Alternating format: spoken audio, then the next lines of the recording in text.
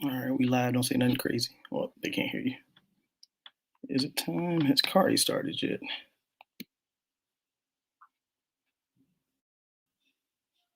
And there he is.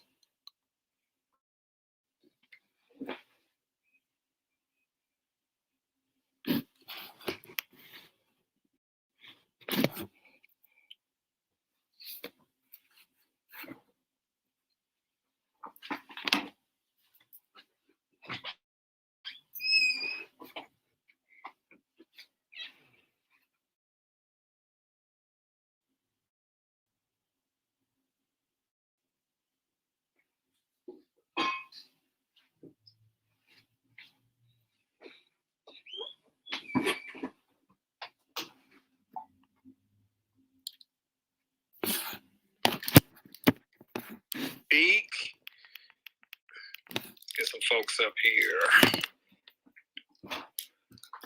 Legend, are you on video? Oh, we lit.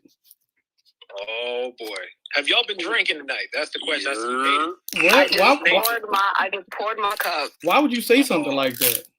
Oh man, here we go. Look, apparently that means you're not on video. I see y'all, but I'm in the other place right now, so it's not much.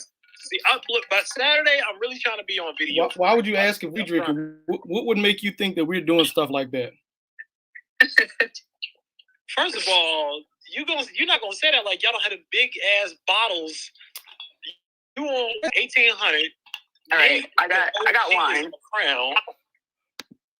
Key, what are you doing tonight? I'm drinking wine. Oh my god. Yo, you didn't even hold up the glass. You got up the bottle. We staying sober tonight. Wow. Oh boy. Wow. Yo, Key held the bottle up. Y'all didn't even hold cups up. Y'all held bottles up. Oh my. You know the vibes. For what? You don't need no cup. It's already in the cup. That's what the bottle for. You don't pour your Coke out the bottle into the cup. You drink it out the bottle. Wow. You see, man. Actually, this is Carl we talking about. He doesn't drink out of cans. Listen, Nate sound like Luca right now. Luca Brasi in the building. Wow. That's how we doing tonight. A little bit. So it seems some people need to be enforced around here. Oh, they've been talking crazy as hell. It's been a crazy. It's been an interesting week. Yeah. Well, it's been a wild week, and it's Tuesday. Jordan, are you there? I'm here, the least problematic person on this stage. So what's up? What's going on? Bullshit, bro. Shut Niggas lie every day. About that one. I'm just hanging out. I've done nothing wrong in the past 2 days. Me and Jesus have been hanging out, cleaning, living life. Now, is it Jesus or Jose? Because I just need to figure out who exactly. Nah, it's Jesus and that nigga Christ, and we've been hanging out. Wow. And we just been watching y'all come up. So. Wow. Okay. Well, and you're the least problematic. Jesus is my nigga. Ain't nothing wrong with that. Got it. Okay, all right. Wow. I mean, if we're speaking facts, Jesus is technically from over there in like Africa area. He is a nigga. But I mean, we don't want to do that tonight. That's a different space. Okay. Go off, young king. Go off, man. That's right, King. Oh, what Chef up, is in the building tonight. Oh boy, Chef, what's going on with you, man? How you feeling? Shit, we straight. I've been gone a couple episodes, but we back like 2 months on the camel, so it's all good. Wow. And Nate is about to I like that one. Nate's about to get Look at Nate. Said, what? Oh, Nate's face is tight. I was like, Nate, did you approve of that? Now that this nigga came here. Nah, He didn't get that approved from me. I think he need to check in before he do some shit like that. But Wow. we gatekeeping on intros now? That's what we do. It's me. I'm a gatekeeper. Sheesh, gatekeeping analogies now. Hey, Jordan. The look Nate gave him is fucking hilarious. The look Nate gave him was the same look I gave the dude on Jaleesa's live today when I did nothing to him. And I'm going. Wow. So wait, I missed it. I didn't get to see it today. Yo. So before because I was cleaning all day. So is that where it happened? Before it gets crazy, apparently it started before that. I'm trying to tell y'all, I've been on my detox because y'all are crazy. But two things, Jordan. If anybody needs this link, you got it, or I'll send it to you. I got you. Either way, I got you. So I was on Jaleesa's sneaker shopping on Complex on the Caffeine app every other Tuesday at 4 p.m. Eastern Standard Time, 3 p.m. Central. I'm gonna go ahead and throw that out there. Oh yeah, we're gonna get the afterpay. We're gonna get the afterpay. And y'all know me. I'm New Balance Nick. I got bad feet. Call it what you will. Call it old nigga feet. Whatever. I like to be comfortable. So she was sneaker shopping and she was happening to be looking at some New Balances. And I was like trying to hype her up because, you know, I love New Balance. It was a pair I had. Some dude was like, yeah, you're lame and you can't dress and that's why you wear New Balances, and called me a fanboy. And I was like, first of all, good morning, because apparently you woke up on the wrong side of the bed. Secondly, why is everybody so thuggish on the internet? Like, I don't get it. I wish I knew. I wish I knew too. Luckily, because I don't have those problems. you know what? Let What? me not be. What? Hold on. Nah, what was you about to say? No, we don't do that. What happened? Me? No, I was gonna say when you asked for the Addy, it'd be crickets, but whatever. Anyways. No, but hold on, wait. Y'all missed something. Kari said, and I quote, luckily, I don't have those problems. Yeah. What? I'm sorry. I was trying to. Why are y'all? Let me ask for real. Are y'all niggas okay? Because y'all been mad as hell the past couple of days, and I'm the one who's mad is the word. I'm good. We have a good show planned for tonight. Upset. There you go. Upset. Dogs get mad. Humans get upset. So there you go. Are you guys okay? I'm getting drunk, so I don't care. Absolutely. I want somebody to pull up. That's what like is wrong with my friends? All y'all niggas are angry. That's a goal in life to pull up. It's not being angry.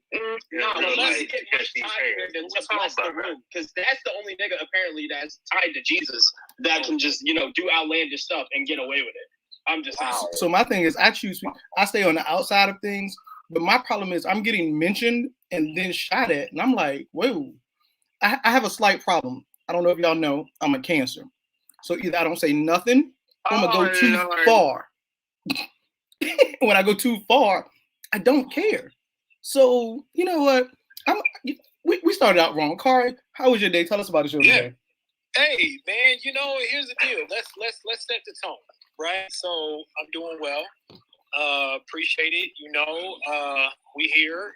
Hopefully everyone is feeling okay, is safe, and all that good stuff, right? So let's set the tone of the room, and then I will go ahead and just address a couple of things before we get into tonight's topics, because we do have some people in the room, and they may want to chime in, or there's a lot happening outside of a lot happening, right? Let's just go there. So first of all, thank you everybody for coming to Sample Size once again.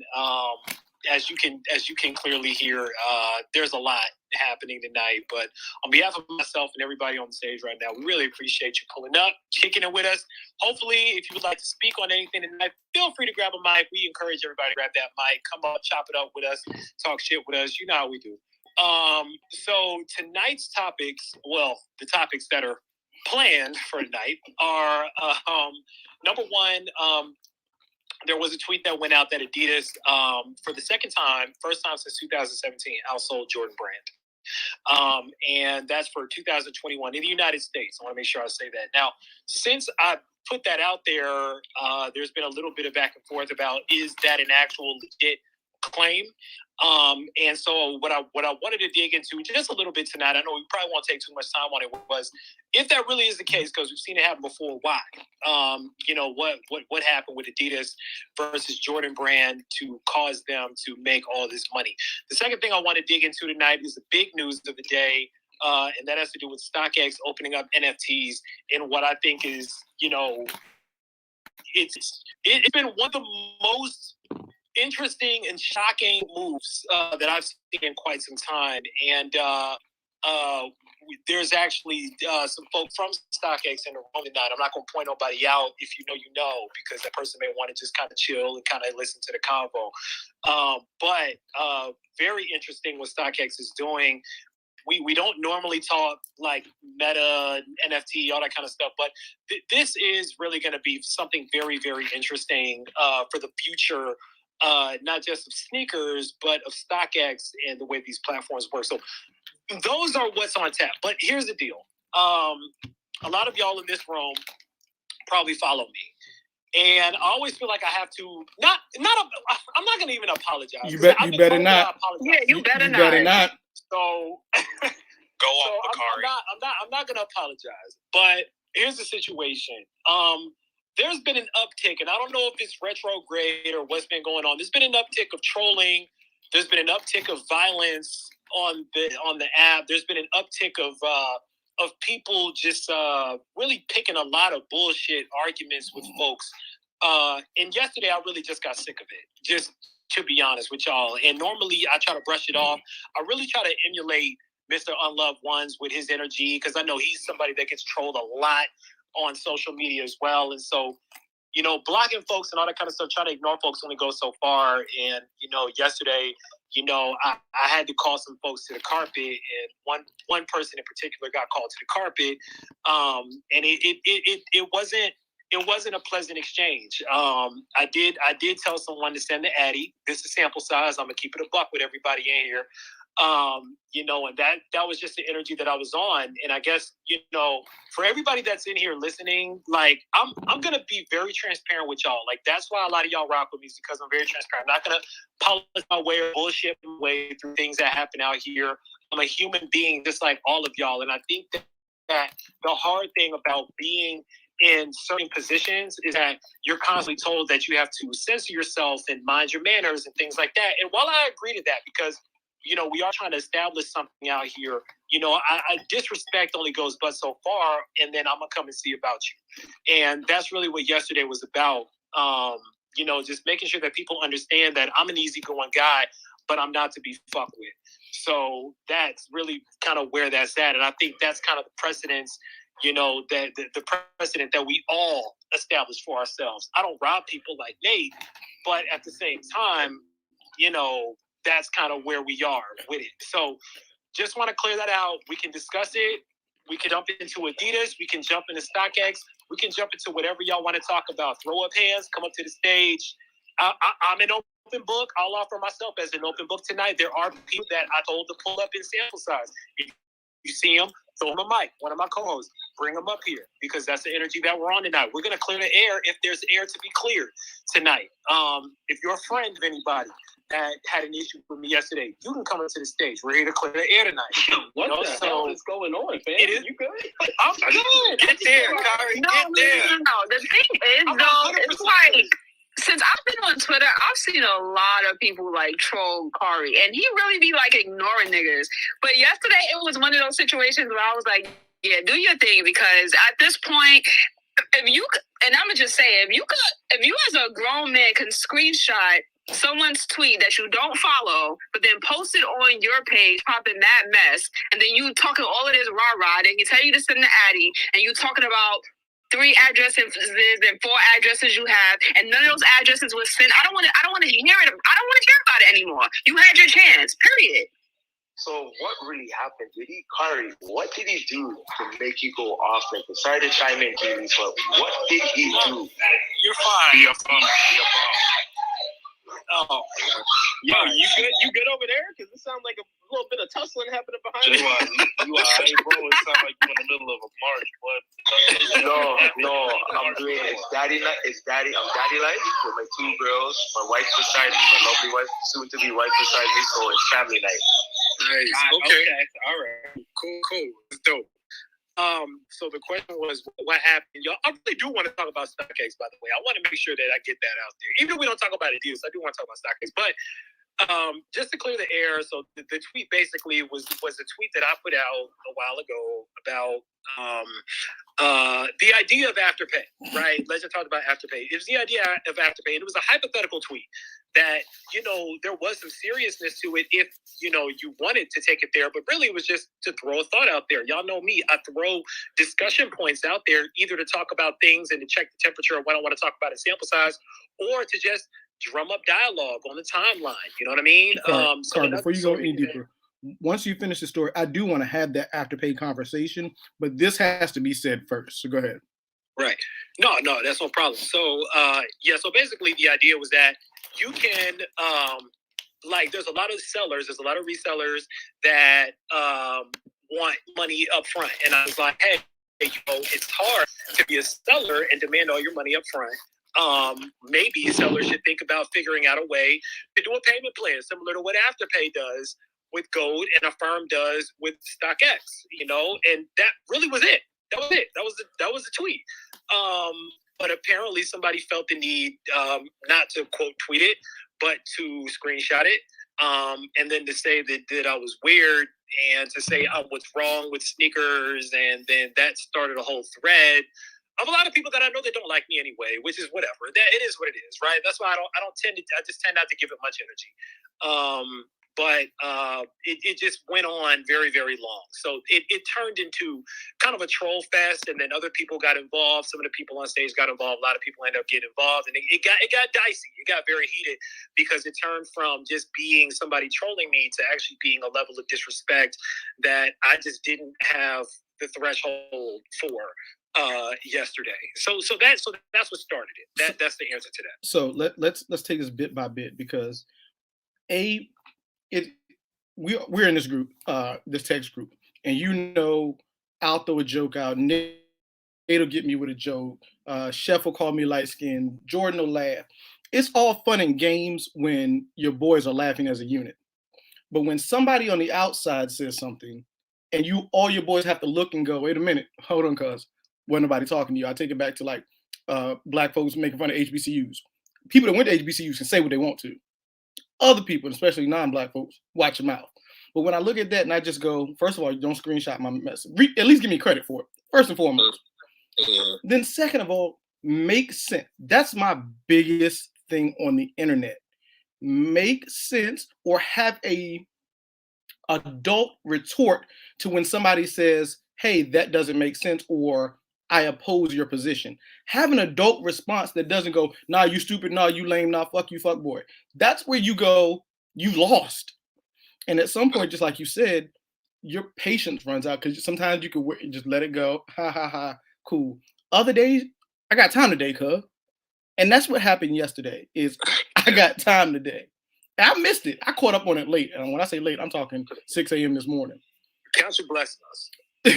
No. Count their best, because I keep telling y'all, I don't care. And that's part of what I'm trying to remember when you brought me on stage to co-host. There are certain things I want to say, even the people who say stuff in here on the timeline afterwards, I just go, I'm not gonna say it because it's not worth communicating on. But also, you get to a point as a man or as a lady, you're not gonna take disrespect. At that point, right. Hey, Frank stand. And we can do whatever that needs to be done from that point. Am I okay with violence? Well, metaphorically speaking, yes. Yes, you are. And sometimes anything different. Yes, sometimes you gotta hit a nigga. Guess what? I'm being completely honest with y'all. I lived in New York for 4 years. I got in 7 fights. I lost 3 of them. But guess what? I got back up. You got a winning ratio, though. I mean, so you just got to throw them hands and get it done with. And after that, don't speak on my name. You know what, man? I want to clear the air too. First of all, I don't rob people. Not no more, at least. You know what I'm saying? What the hell changed in 7 days, nigga? Don't be saying you don't rob people. Listen, I will.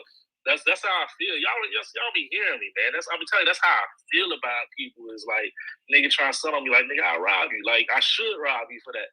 You know what I'm saying? At a different time of my life, I would. Now I got a family and shit. I got to, be responsible for no reason at all. But that's just how I used to feel, right? Mm. But secondly, I'm gonna just put it like this: if you not fight, just shut up. Right? That goes with all of us. Like, what's the point, bro? Like, if you're not gonna fight, shut up. So here's a wonderful thing that I did for you guys. I live in Georgia, and what you don't know about me is that I'm a martial artist, right? And I wore my shirt today, and I want to invite you guys to Striker Fight Center in Kennesaw, Georgia. We've got a very, very wonderful staff that's experienced in dealing out and dealing with concussions.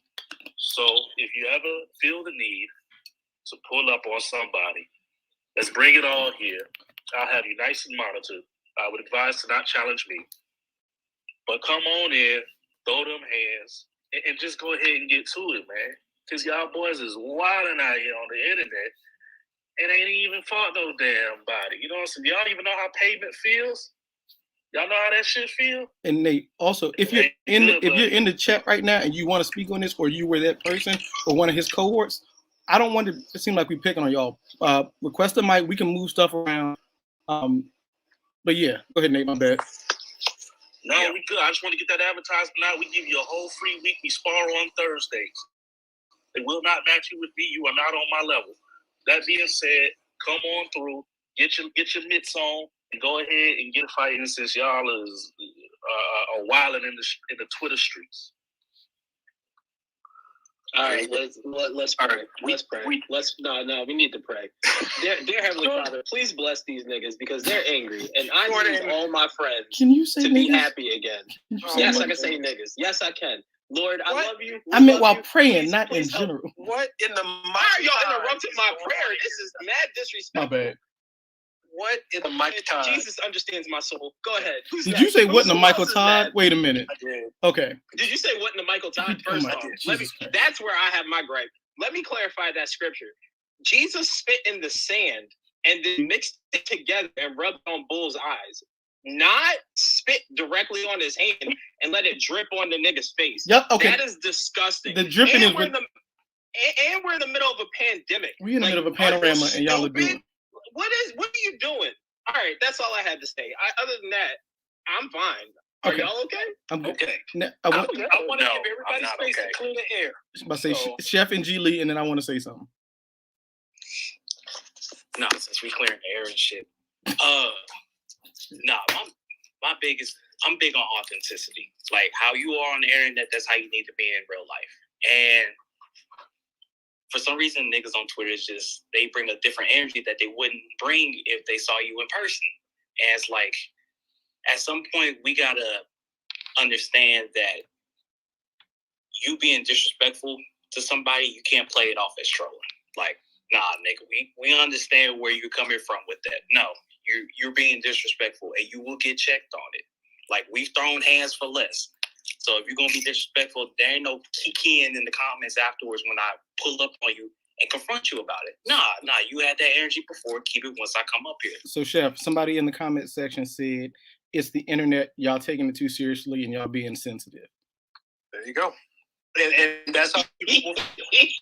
That's okay, and that's okay, right? You can feel that people are being sensitive, but at the end of the day, as far as Kari go, like he kind of has some history with these people, right? So it's like, all right, how much longer does he have to be quote unquote sensitive before he starts smacking niggas? Like what? And yesterday's rant was long overdue. But it really was. It was. Yeah, this is for y'all that know, like, this has been a thing that's affected me and people around me for a long time. Like, I mean, a long time.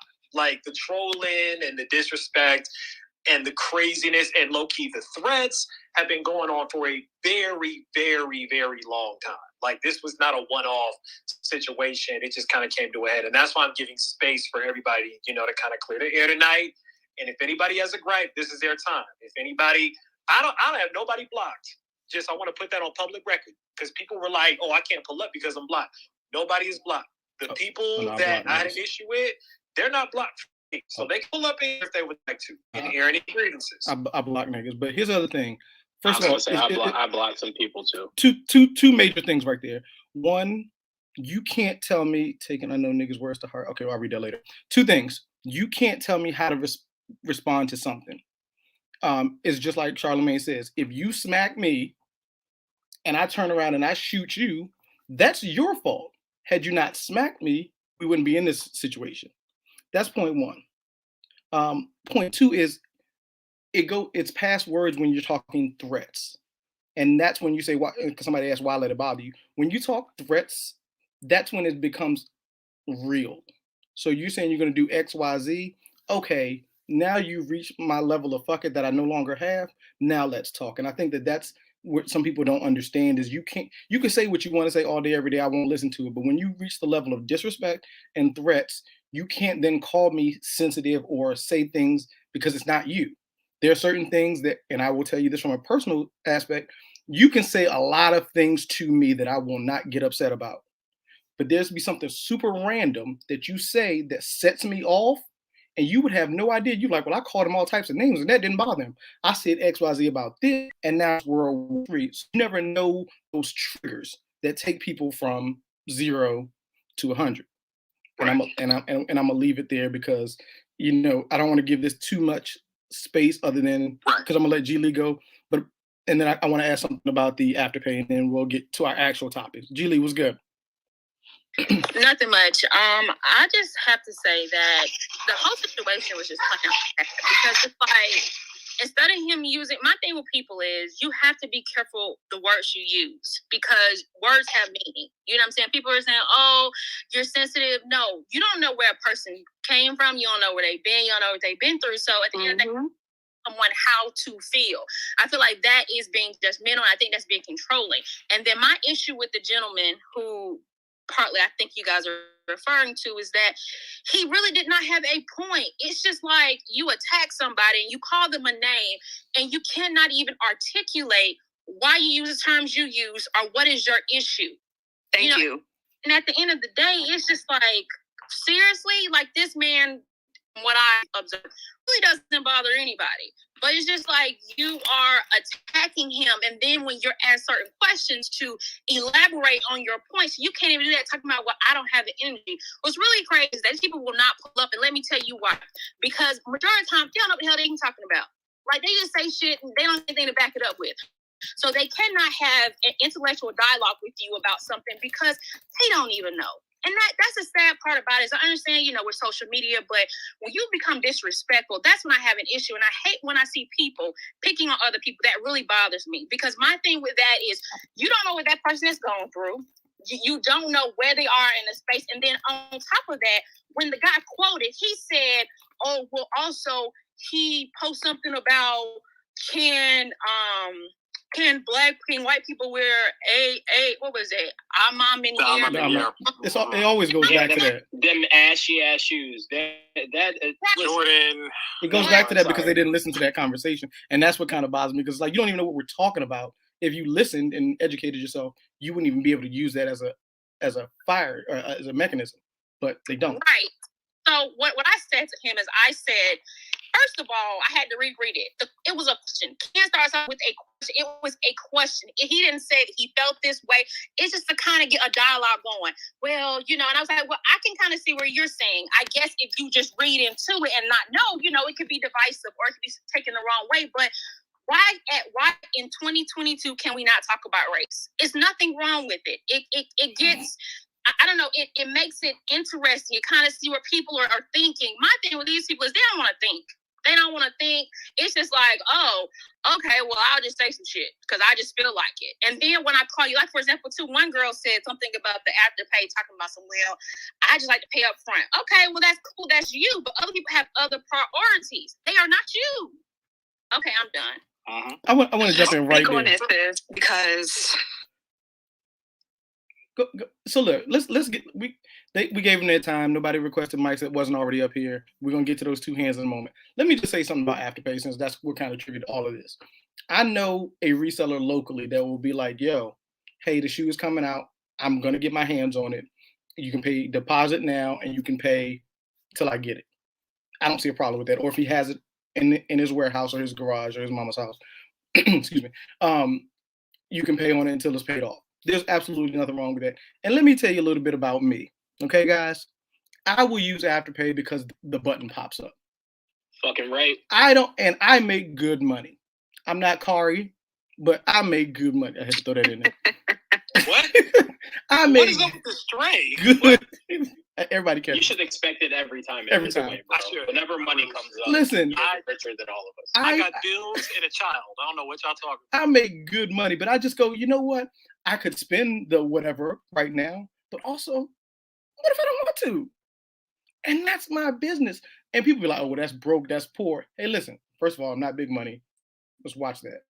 I just don't want to because it's more fun to me to break it up into fours. What's wrong with that? And that's a whole nother thing in sneakers and in just in fashion that we need to discuss at a later day. But I just feel like people always judging other people and trying to figure out how they can make themselves better. Oh, I like to pay for it up front. Go for it, sweetheart. It's the same $300-400. I just broke it up. That's it. Tell what's up, brother? Oh man, well, kind of like I said in the comments before, bro. Like I said, the person's mind is remedial because he didn't understand what you was trying to say. He didn't want to be a man about it and tag you in it. And 3, he just sounded stupid all the way throughout it. And I agree with Legend saying that Afterpay is just affordable, more accessible for everybody. Now, there are some people who are balling. There's some people who get paid all up front. But in all reality, people can't drop $200, $300, $400 just in one go. And unfortunately, because this man's brain is so underdeveloped, he did not understand that. So, you're going to get bigger, you're going to get more haters. Understandable. But like I said, it's disrespect. Period. And plus on the mental health side of it too, it's messed up as well. From a mental health, these people, these trolls. Don't get me started. Yeah, I'm saying. From the mental health aspect of it, like I've seen people, and first of all, I agree with you. Even when I got the 200 to drop on the stuff, I just don't want to because I like to pay. Excellent. The other side of it is, I feel like when we talk mental health, I know people that troll themselves, and you go, what level of mental issues do you have to write yourself? Like I was one of those people that had a dog account and would make a post from the dog, but I'm not having a full conversation. I tweet something, then my other side tweet something, like, and having full conversations. That's what kind of people these trolls are. They live for the internet. If you open their door and have a conversation with them, they're nobody. And I think that's what, even after once we get past the anger of all of this shit and the disrespect that took place, we got to remember that's what made this person's day. They got a kick out of the fact that somebody paid them attention, or their internet persona made them important for that one day, because that's all they are. And that's what we need to realize. Some of these people on the internet, that's it. If Instagram and Twitter and YouTube go away tomorrow, a lot of these people are jumping. Now, we do need to take into account that the Afterpay tweet might have triggered someone because their credit isn't good enough to do it. First of all, let's be clear. Hold on. Let's be clear. Not everybody has good credit, and only people that are mad at Afterpay are niggas with a 300 credit score. So, Jordan. I'm just saying. You don't even need credit for Afterpay. Yes, you do. Yes, you do. Do you? So for Affirm, yes, you do. They take Affirm, yeah. Afterpay or Klarna. God, it don't matter. Niggas ain't got no credit, so they mad they can't fucking do it. That ain't wait. First of all, calm down. Don't yell at me. She used my own calm down against me. Okay. I'm just saying, niggas ain't got no credit, so they mad at you, Kari, because they don't have a freaking security credit card and figure the fuck out. That's not our fault. Somebody said Kari got a 900 credit score, and I'm done with the chat. Somebody lied. Kari's working on his credit. Nigga, you drive a fully loaded Benz. Your credit is sky high. Let's calm down. It could be higher.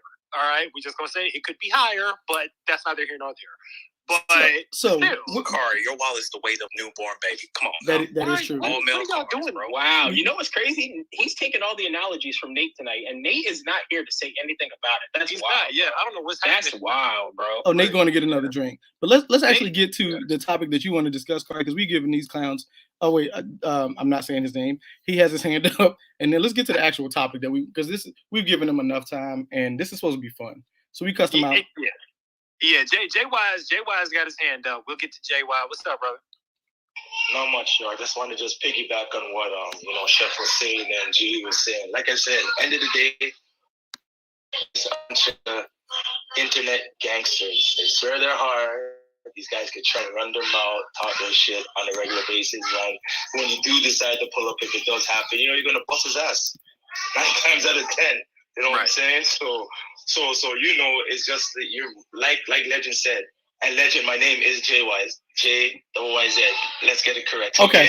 We gonna call you Jizz to the day we die, nigga. Get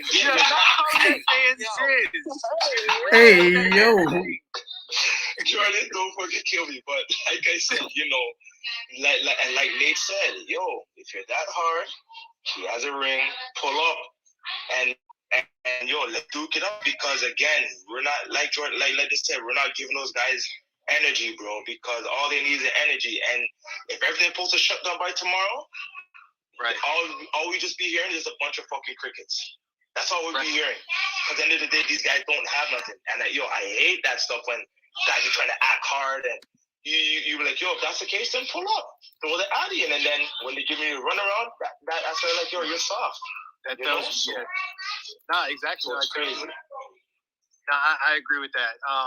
And for the record, and those who know, like I okay, last piece, right? I pulled up, nothing happened. There it is. Right? So end the story, right? I pulled up, I sat on the stage. No, Kari, don't even explain yourself. We're gonna leave it at that. You pulled up, nothing happened.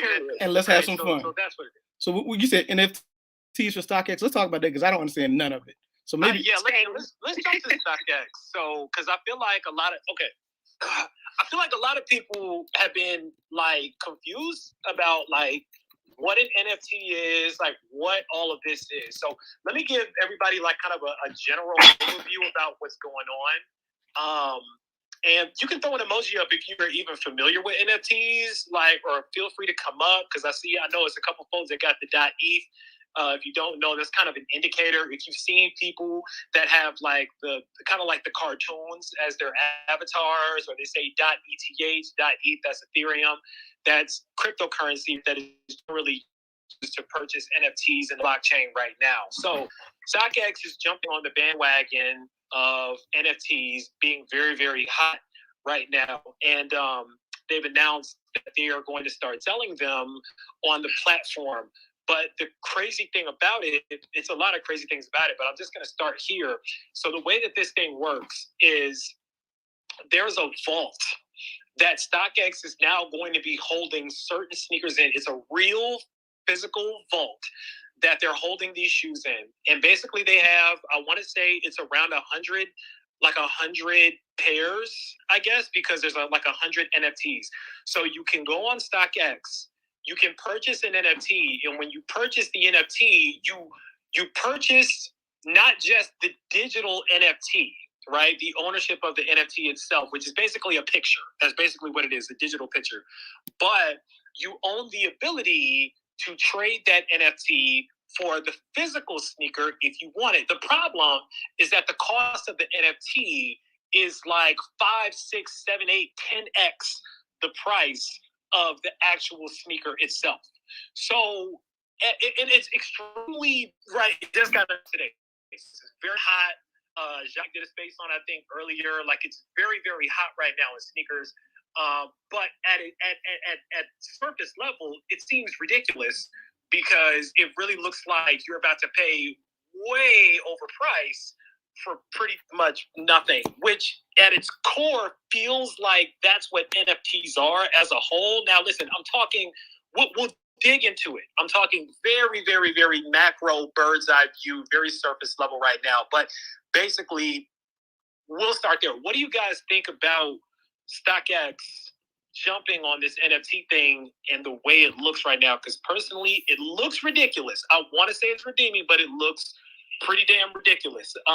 We got Soul Retriever in the building too. So shout out to Soul Retriever. We're going to try to toss them a bite because they just put an article up about it as well. But let's get to some hands. So Legend, while I was talking, I wasn't seeing who put their hands up first. You guys see who put their hand up first? So it went Chef, then Jay Wise, then Dino, then Nate. And then we got some more people coming up. All right, cool. Chef, what's up? Yeah. I have no idea what's going on with this NFT on StockX, and because you had mentioned about Soul Retriever being the building. Yeah, they had posted something on Twitter, and apparently in fine print, it said that at any time, StockX has the right to take your NFT away, and you don't own that shit anymore. So it's like basically these things is a ticking time bomb. Like if you don't redeem it after a certain amount of time or sell it as soon as you get it, like you shit out of luck was looking like. So I want to dig into that a little bit as well. We're going to get to the other hands because I'm going to try to find that tweet and go back because that was a good point, right? So in the terms and conditions, which is very weird, in the terms and conditions, there was something that read like StockX retains the right to take the ownership of the NFT away from you at their discretion. That's concerning because normally that's not how NFTs work. You own it, you own it. So I do want to dig in. Just put that tweet up. Thanks from Soul Retriever. Appreciate that. So yeah, so I want to dig into that a little bit as well. But let's make sure we get to the hands. JY is up next, I believe. Yeah. JY, that's good, bro. My apologies. Sorry. I'm looking at the tweet. Basically with the whole NFT thing now, because right now they're trying to talk about the crypto and the meta space and all that type of stuff. But the thing is that what StockX is doing is wrong, because when you own an NFT now, a non-refundable token, that's what it is. Hold on, baby. When you hold an NFT, that's basically your own. So technicality, that's what you own. And if somebody wants to be able to buy the NFT from you, then they would. Uh-oh. Did we lose him? That boy, the Twilight Zone, he was the upside down. That boy gone, boy. Upside down. That Canadian daycare was going crazy. Oh, yeah. Okay. He recorded again. He pressed it back. Okay, we're going to let him. Apologies, guys. I got kicked out, yo. I got kicked out.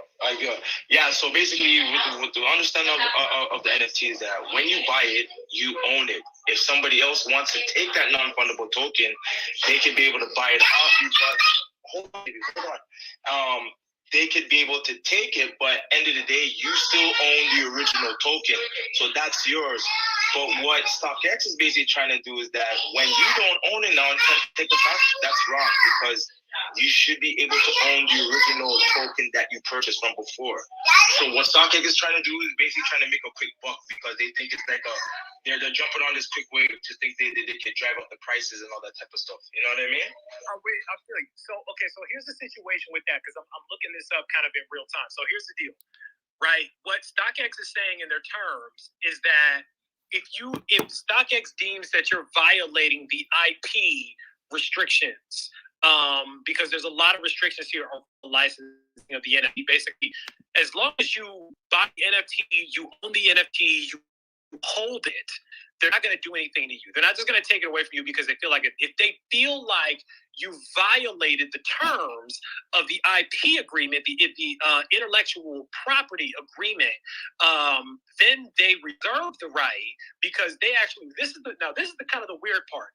They own the ledger that holds the transaction of the NFT. So this is a lot. It gets deep, so I'm trying to keep it like super surface here. But basically, it's like how, like, when you look at your bank book, right, and you look at your transactions, similar to a quote unquote ledger. There's public ledgers. If you're not really familiar with crypto and blockchain and stuff, the blockchain is literally a ledger. It's a list of transactions that's publicly accessible. So when you look at these transactions, you can see, like who's buying what or whatever in blockchain. StockX owns their own ledger through themselves or a quote unquote third party, which we don't know who the hell the third party is.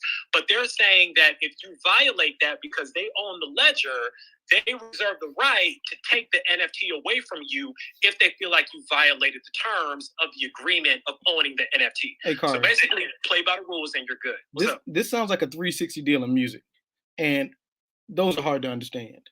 Like, it's like, well, you can do this, but you can't do that. But we still own it. But I own it until you do something stupid. Then I still own it. Listen, maybe I'm just not that bright. But no, but that's the thing. My brain is not comprehending at all right now. But that's the thing. Normally, when someone buys an NFT, they own the NFT. It's not a co-owned situation. Like, if I buy an NFT from somewhere, no one can say, "Hey, we don't think you're doing right, and we're going to take it back." It's mine. I bought it. So StockX is violating with doing that. That's what I don't understand of what they're getting at. It sounds pretty much StockX is doing some shady shit, and they're reserving the right to snatch this shit back if they get served some papers from these brands. That's what it sounded like to me. That could happen. 100%. That could happen. So that's a good point, because a lot of people have been wondering how are Nike and Adidas and all these brands going to feel about not getting a cut of any of the money that's being generated off the sales of these NFTs, especially when they themselves are getting into the metaverse and getting into NFTs themselves. So, but they don't get a cut off of anything sold on StockX anyway, except for like Foot Locker. That we know of. Well, yeah, I mean, that we know of. That's fair. But yes, but they theoretically they don't get a piece of that. They don't get a piece of that. But let's keep going with the hands. Who's up next? So we got Dina was first, then we got Andy, then we got Oliver, then we got Edward. We're gonna start moving some mics around. Dino, are you high tonight? Is the question. Actually, I was in the dispensary when I first got on, so I got kicked off. But I'm back. That ain't got nothing to do with nothing. Okay. I actually have some really interesting intel on that because I actually started my first day as an authenticator for said company today. And I got to see the vault of the shoes. It's not quite 100 right now, but it's supposed to be. And I was going to kind of explain it, how it was explained to me, and you kind of cleared it up with the whole ledger thing. Essentially, StockX, like, you don't own an NFT. StockX owns all the NFTs, and, like, I can't think of an analogy I'm using here, but like you said, it's basically like they put it on the ledger. They own that. They own all the transactions or the crypto transactions or whatever. But as far as like the ledger part goes, that is what you own. So like, it's really just like a third party weird way to do crypto through like another company rather than just buying an NFT yourself. But here's the thing. They're not even, and I guess this is the thing that's throwing me, they're not even accepting crypto yet as payment. You're paying in US dollars, right? Like, I think that's the funny thing to me as well, is like, you're still paying for, they don't even accept Ethereum as payment yet they're already selling NFTs. It kind of felt like they jumped the gun a little bit with that. But I'm just curious how the reseller work in StockX, but maybe we'll talk about that later. Hey. Wow. Well, I mean, we could ask Dino and Chef. We definitely could. Resellers. We're about to bring somebody up that requested a mic.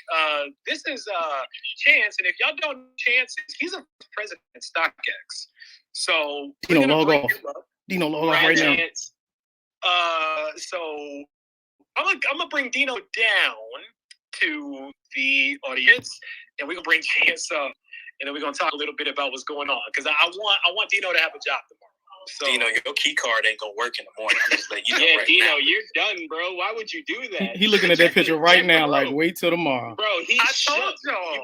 Yo, Dino, nigga, you're finished, my man. You're done. I told y'all there were people from StockX in here. I told y'all that at the beginning. Y'all didn't want to hear me. He was in the dispensary, so he probably didn't pay attention. Oh my gosh! All right, so here's the deal. We do want to.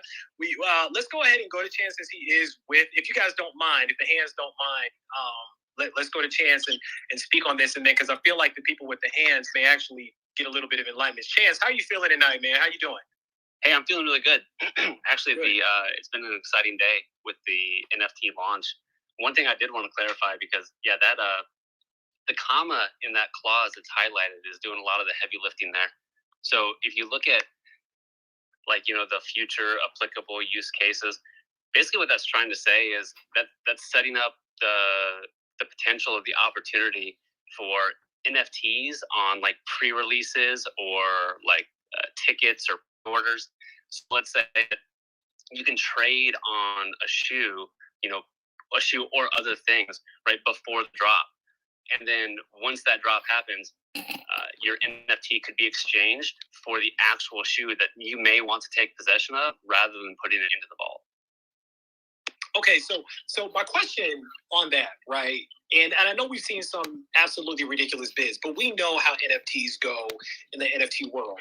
So is the idea here, because a concern that I had was the NFTs are going to be worth more and selling for way, way, way more money than the physical sneaker. And so if I want my chunky donkey, right, that's only $1,500, but the NFT cost me $10,000, is it basically a buyer beware at that point? Like, that I really want this shoe, so I'm just going to give up the NFT, which I guess it is. But like, is there any conversation about the gap between the value of the physical product and the digital product going on right now? Yeah, I mean, honestly, I was personally surprised about it. I think you guys and the rest of Twitter seems to be surprised about the disconnect as well. I think it's just a matter of scarcity. For example, I think one of the cool things about like kind of this offering is that it's backed by a real thing, right? And so over time, especially the person that holds a thing, at the end of the day, you're going to have rights to a Chunky Dunky. I mean, I personally have some. I think they're incredible shoes, but they also get worn, right? And so 2 years from now, Chunky Dunkies are going to be even more scarce than they are today, right? But StockX is going to have one literally with your name on it, like you're tied to your digital ownership of it in the vault. And if you want it, you request it out. StockX burns the NFT and ships it to you. And so that's kind of like the backstop. Right now, why did some of these the prices decouple so much between like the physical and virtual? I think it's because of just the interest in like the NFT, right? But there will be more NFT drops and more access to more customers, and I think that we'll see what pricing happens kind of over time. But I mean, I personally just love the. Obviously, I love it. I'm super biased here, man. But I love the NFT concept that it really lowers the barrier to entry to trade in sneakers. If you're the kind of person that doesn't want to just build a collection, if you're the kind of person that actually just wants to like flip shoes and trade that way, there's a certain amount of appreciation that has to happen just to overcome the sell fees and the transportation costs and whatever. Whereas when a shoe sits in our vault and doesn't move, there are no transportation costs. You don't have to pay customs and duties for shoes that are crossing borders. You don't have to wait, a couple of days for the seller to send it, then for us to authenticate it, then us to send it back out to you before you can flip it again, and then wait another week for us to receive it and authenticate it before you get paid. It's like you can just trade and get paid. If something crazy happens, list the NFTs and they're gone. So this, and I want to get to some hands because I'm getting some DMs and stuff. Like people actually have questions for you. So two things real quick. Number one, it seems like this is a good long play. Like if you're the type of person that can hold, and we talk about these terms in resale, right? Holding. If you're the type of person that can hold, this could prove well for you, but not today. This could prove well for you if you get in on the ground floor of an NFT. Hold it, right, until those Chunky Dunkies go super scarce and you can't find a pair anymore, and say, hey, maybe the price of a Chunky Dunky in time goes up to 6, 7, 8, 9, 10 grand, at that point. And then, maybe we can see some synergy between the digital and the physical. That's interesting. So the second thing I also want to say as well is we're going to take some questions. I know you guys have questions for Chance as a representative of StockX. He's in here on his own free will. I appreciate him being in here, but because he's in here and because I appreciate that, we're going to protect this man, right? So what this means is if y'all have dumbass questions, I love y'all, but I know sometimes people just be popping up like, hey, man, because StockX sent me something free.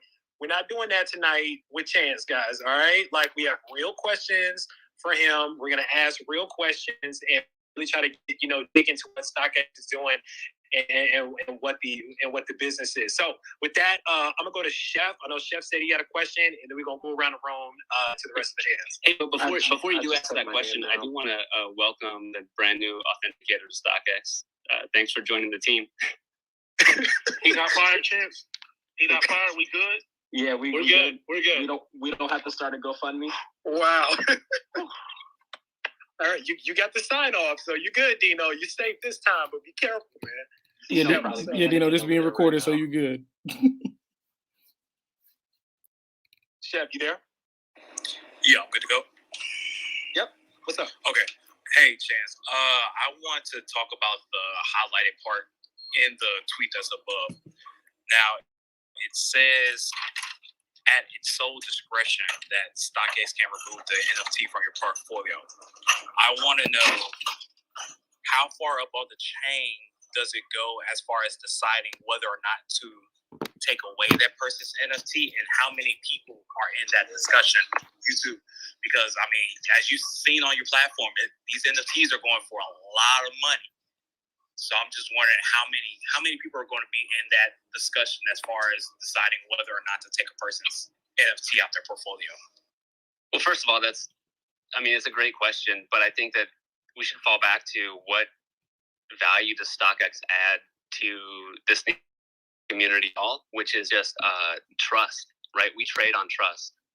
that's our value add. That's what authentication is, and so that's really like our brand. And so taking an NFT that someone paid for out of their portfolio, I mean, that violates every part of the brand and kind of what we stand for. And so really just to clarify, I think that scary legal language, which fair point, should probably be clarified because it's pointing to another clause somewhere else in the T's and C's that are really just opening up for the fact that it can be exchanged, right? It can be exchanged for another service. For example, like when you do request withdraw and have it sent, the shoe sent to you, that's a separate transaction, which, like, again, written on the blockchain, right? It needs to be exchanged, right? So we have to, when you request your shoe out, we'll send it to you, and then we'll burn that token. That's removing it from your portfolio, obviously through a different kind of transaction, but also thing I mentioned earlier, if there's something like pre-orders or access to tickets to some type of special event or some kind of other thing attached to it. I mean, I'm not going to pull back the curtain too much on like our forward roadmap, but let's say that there's some type of, just hypothetical here, like an NFT that's not just a shoe or not just a product, it's a product and something, right? Once that event occurs, you probably exchange the specific NFT and remove the and, right? So that you still have access to the physical product, but that event is in the past, right? And so the event that you had access to already happened, and so probably shouldn't be part of the intrinsic value of the NFT anymore. Okay, that gave me some more clarity. I have some more questions, but I'll let other people ask their questions first. Can I just ask one really quickly before we get to the hands? Chance, because I'm being completely honest with you. I'm new to all of this. I'm going to dive into all of this crypto and NFTs later on.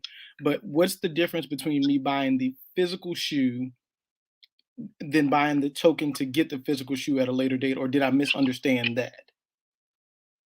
The difference is there's no buy, and you can trade it immediately, right? And so if you were, by the way, did you get? I don't know if you saw too, but these sold out, or the NFTs that you see have like traded away so fast, which is awesome. But if you were able to get your hands on one, I mean, I just looked at the Amamanye 3 just 5 minutes before this started, and the last sale was $5,000.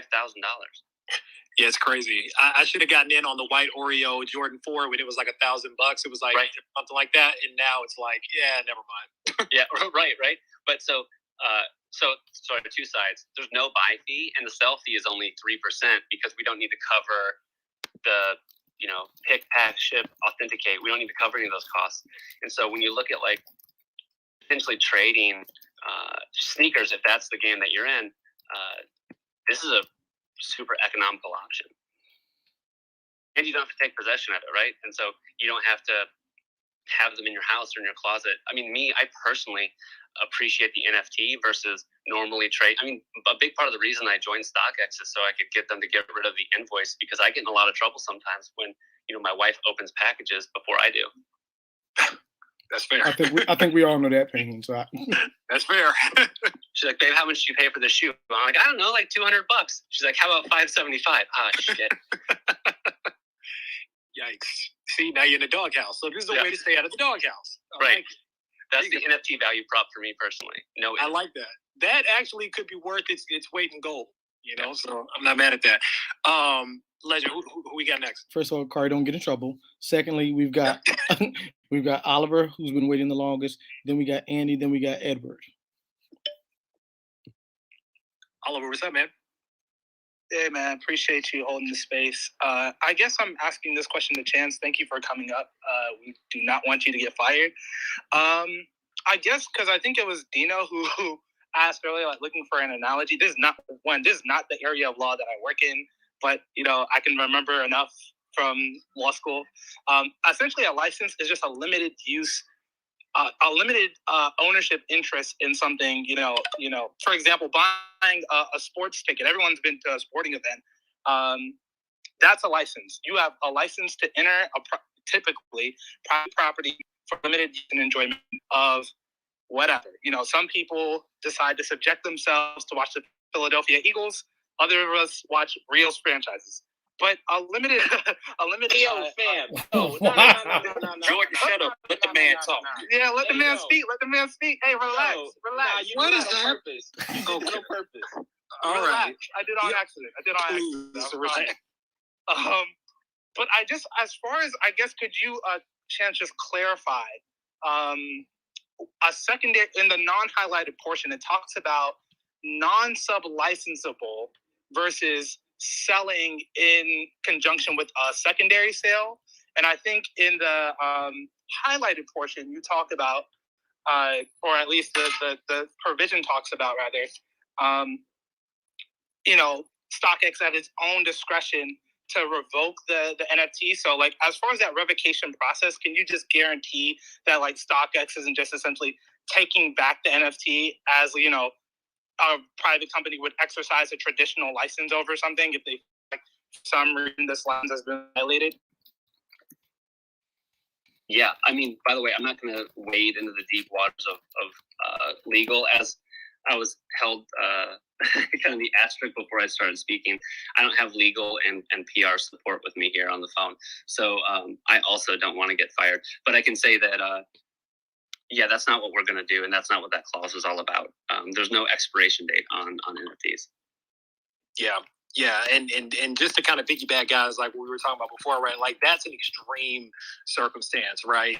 So, but to his point as well, like, he can only, die. Because I had questions too, but I was like, yeah, it might be a little bit much.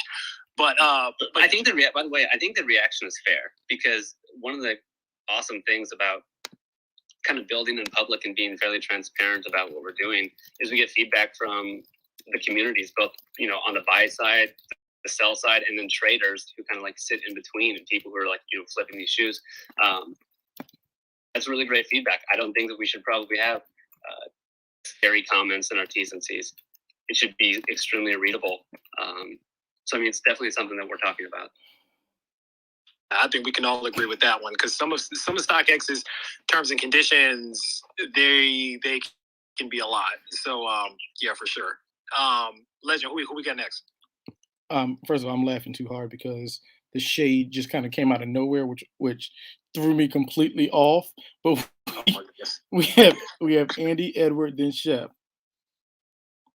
Andy Reeves pulling up from 3. What's going on, man? Andy, what's up, everyone? I think what Chance just mentioned is what has everyone freaked out, is that people just don't understand stuff. So you have a lot of people freaking out about NFTs because they're not sure what it means. They don't know what it means for sneakers.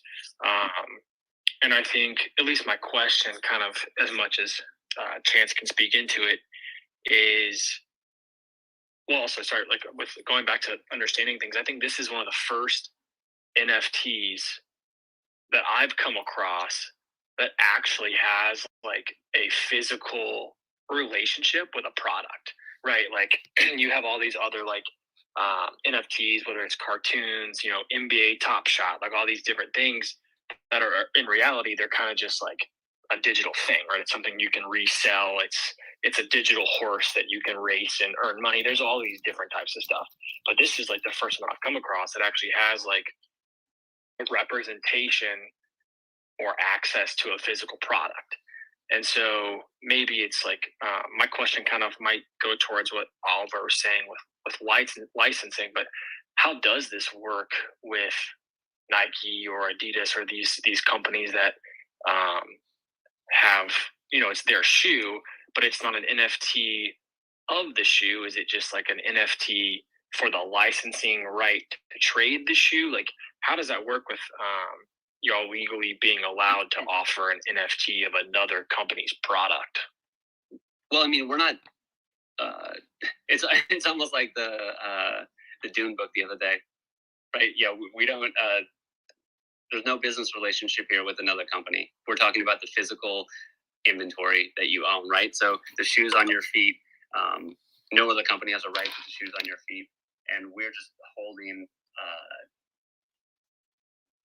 holding the inventory for you and selling you the NFT that essentially is showing that you have like the golden ticket to get those shoes back from us. right? But so but about like the relationships with other companies and things like that, I think I do have to fall back on the. I'm not falling on that sword. We don't right now, and I don't know of any other plans of, working with intellectual property or anything else around like NFTs. I think one thing I do want to clarify about the experience is like right now we're talking about shoes, right? And buying an NFT for a shoe you can exchange. But there are some pretty cool things, experiences. Think about like, I love going to concerts. I go to concerts all the time, right? The last big pre-COVID concert I went to was the Metallica show here in Seattle, and I paid more to get like some of that experience where you can get in early and get like a extra T-shirt. I didn't, drop huge money to actually go try to see the band, but experiences such as that. Let's say you were there's only a scarce amount of those available, and there's an being for an experience that like once that experience happens, that NFT is no longer relevant, right? But it is something worth trading, and it's worth trading like kind of transparently and not trying to like sell tickets through DMs or on Instagram or something. And so that's the use case for that scare language. Yeah, not like a cease and desist order from some other company. I don't think that would happen. Okay. Yeah, then that makes sense. I think I just know, of course, today as people were giving out these like initial reactions, a lot of people were just like, again, they didn't understand. So it's like, how the heck is this other company selling NFTs of a shoe? And not getting sued for it. But of course, it makes sense once you explain it. Yeah, but I also want to say that I think that our approach or our value prop here is like this vault trading, which is like what I think. I personally don't own a Bored Ape. I kind of wish I did. But I definitely believe in like vaulted shoes. I think it's just kind of a cool concept. My closet upstairs is running out of space, and I don't buy sneakers. I never have bought sneakers for the appreciation. But honestly, when The Last Dance came out, it gave me pause because I have some 2016 2015 Chicago, sorry. And when I saw that price, I was like, oh, whew, man, maybe I'm a reseller now. But I don't get into this for to sell my shoes. Chance, what size do you wear? I wear 10. Ah, man, I was hoping you were a 9. Oh well. Chance, I wear a 12. Just to let you know, I could DM you my address. Is that a Jordan? Legend. Who do we have next, sir? In the hands. We're muting Jordan, but it's not possible. Yes. So we have hold on, we lost somebody who had Edward, Chef, Saludo, and then G Lee. Ed, what's up, man? Hey, thanks. So I kind of just wanted to go over a little bit of NFTs. I have a little bit of information when it comes to it. I've been dealing with NFTs for a little bit now. Basically, what it comes down to is when you're buying an NFT, you have to look at the contract as to what your rights are to that NFT. So, like, for example, the NFTs that I own, I have full rights to. So I can put them on a T-shirt, I can put them on cups, I can put it on whatever I want, I can sell it, make profit off of it. That doesn't sound like that's the situation here. What it sounds like here is basically you've got a guaranteed raffle ticket. So you have the right to get that shoe guaranteed, and that's it. So it's not necessarily that you can do anything else with that NFT. Kind of like when you buy land or when you buy a house. You can buy the land, but you may not have the mineral rights to that land. The concern that I see with this is just the astronomical price that these NFTs are going to, because when I buy an NFT, I either like the artwork or I'm looking to, flip it later on for a profit. And when you're going and you're buying an NFT for $10,000, I don't know how much more room there is for profit. The concern there would be more that it's going to drop than it is going to go up. Right now, it's cool and it's the neat thing to do, which I think is what's driving the price up. But you may find yourself in a situation that if you go and you pay, I think it was like $2,500 for the Sakai Blazers, I don't know that you're going to get a whole lot more than that 3 months, 6 months, a year down the road. That's why you got to sell that bad boy. You got to sell it for higher, and keep selling them and selling them. You're gonna have to flip it right away, exactly. But so kind of what you were referring to earlier, Kari, and Chance, you can probably answer this. But if you buy the NFT and you hold it, okay, great. So I bought the Chunky Donkeys NFT and I'm sitting here holding it for 5 or 6 years. What sort of conditions, is that vault into that it's going to protect the shoe? Or are you going to end up with the same situation than buying from anybody else where the shoe is just going to disintegrate when you get it? Well, okay, I don't want to speak for Chance. Of course, he represents the company, but I would think that there's procedures in place if that were to happen, right? Say, for instance, like you said, with Chunky Donkey, you sit on your NFT for so long, the shoe completely disintegrates.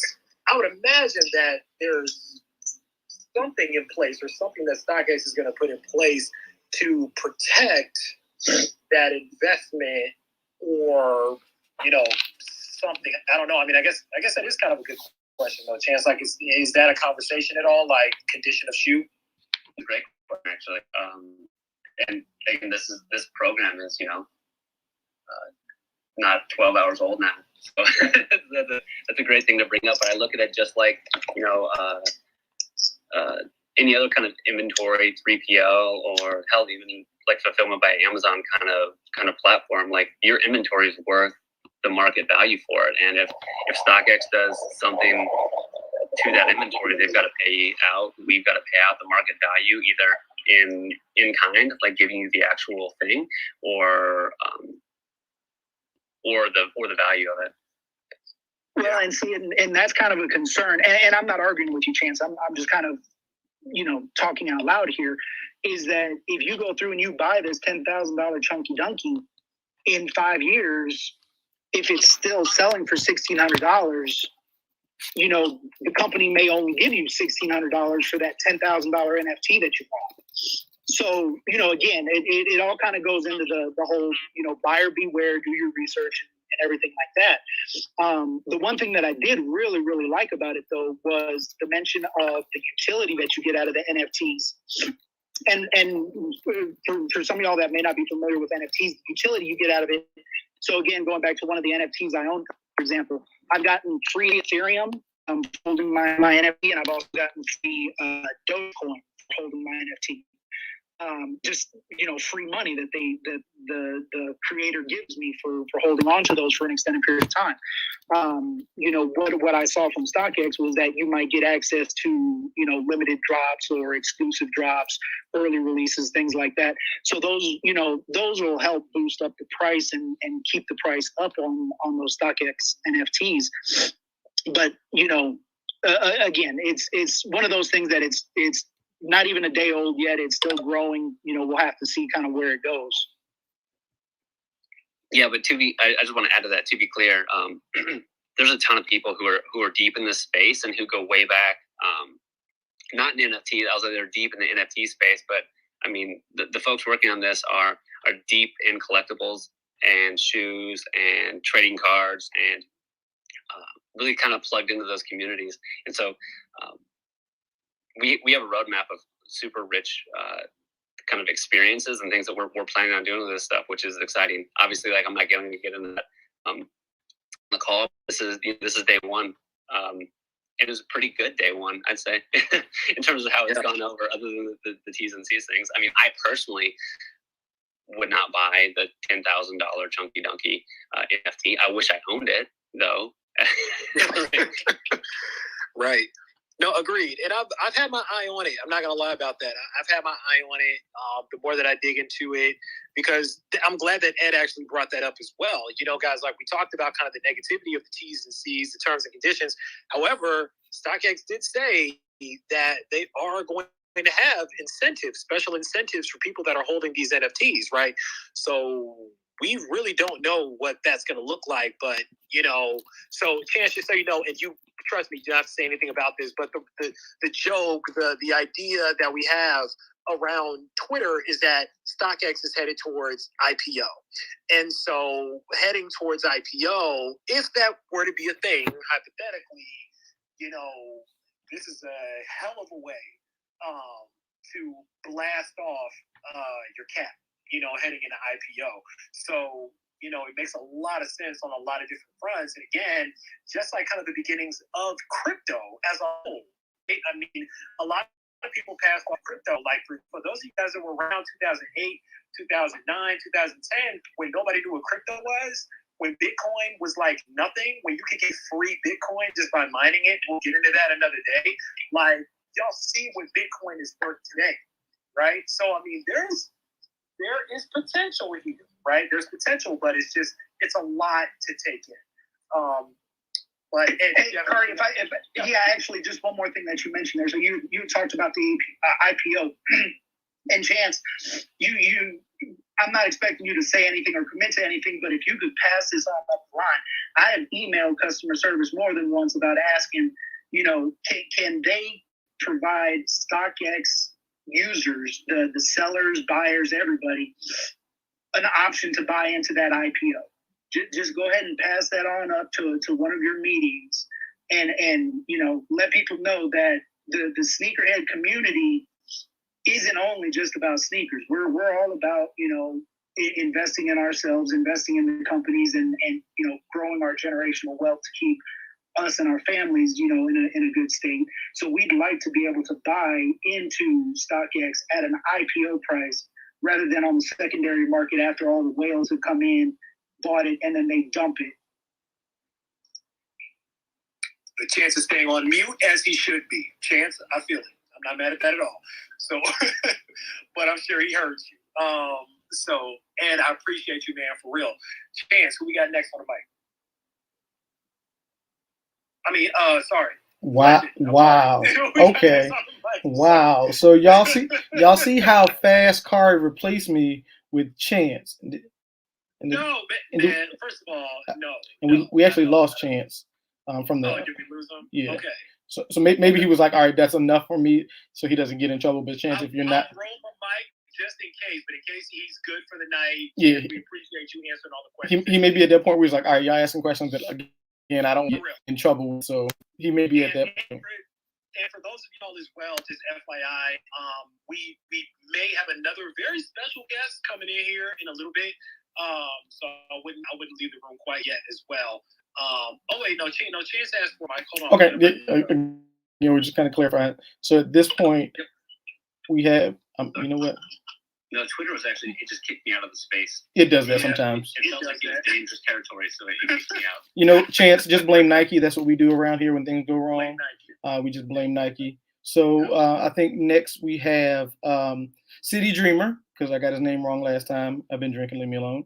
Then we got G Lee, then we got Chef, then we got Steez. Waldo, what's up, man?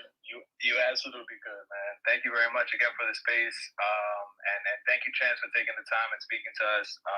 Edward, I just want to say everything you said towards the end, I want to slam it 3,000 times. I agree 100,000% on everything you said. We want to own things. We want to participate in investment. We don't just want to own shoes. We don't just want to look cool out here.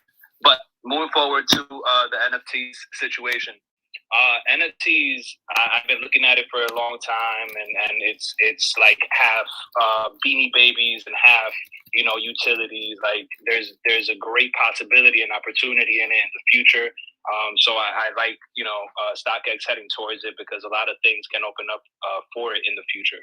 What I wanted to ask, just something that popped into my head, for the vault, when you buy these tickets, these NFTs. I know that they're backed by a specific item in this vault. Where are you getting these shoes from? Like, are they? I guess it goes along with storing them, so that you know that you're good with those kicks in the future. Like, are you going ahead? And I mean, you don't have to say exactly the company or whatever, but are you getting new shoes? Are you getting things that are on the market already? Because we want to make sure that when we buy these NFTs, we're getting an actual chunky dunky, not a chunk dunk that we just kind of found down the block. And then the second question on that, that's kind of next to that, is with Samsung showing these things on the TV, like, are we going to be able to buy this NFT and then show it at home? Do we own it? Do we have the image now that we can say, "Hey, look, I own this NFT for the Chunky Dunky," and now see it on my phone somewhere? Yeah. Well, so first of all, will keep me honest here. But we trust our platform. We eat our own dog food, so we're getting these, sourcing these off the marketplace, and they're running through our authentication, and then when they come through the authentication, we store them in Vault. If you're lucky enough to grab one of the NFTs today, you'd see it in your portfolio. So both on the website and the app, and yeah, so there's definitely ways to view it and share it. I don't know if that answers your question, but yeah, there's no special deals about getting this stuff. Obviously, as things get more exclusive and maybe there's some other kind of curated collections, keep the door open for that. But for this first drop here, I mean, we source the stuff off our own marketplace. Got it. Thank you, James. Cool. Appreciate it. All right. Who do we have next? Was it G Lee or was it Steez? It's G Lee. G Lee, what's up? Steez can go first since I already talked. Steez, what's up, brother? Hello, my bad. Can you hear me? Yes, sir. All right. So there's two things. So when it was first explained or first rolled out, the NFT with StockX, I was kind of skeptical on it. I talked to Nate and Kari on it with the timeline, but after it was a little bit further, I can kind of see the benefits of it. So the example that I would think that it would benefit someone kind of investing now is a perfect example is kind of like the Paris Dunks, how their value has shot up astronomically. And on top of that, they are pretty rare to find and a good quality. So I can see how that would benefit someone that would invest in, for example, the Chunky Dunky now, because they're already banking on that they're going to reach that value.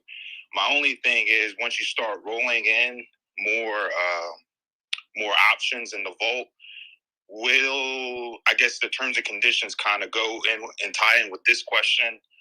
Will there be kind of monitoring to avoid pump and dumps? So I'm pretty sure everyone's well aware of the retail stocks that happened last year and how people, pumped up certain stocks and then dumped them once they reached a certain point. Have you considered that, or is it still too early in the game to kind of think of that? Well, I mean, I'm not going to go into all of the kind of market controls and the things that we do here. I think everyone should be careful with where they put their money on anything. Yeah, obviously, like you guys saw everything. Most people, AMC, GameStop, all that stuff. So, I mean, I think the same thing can happen with almost anything.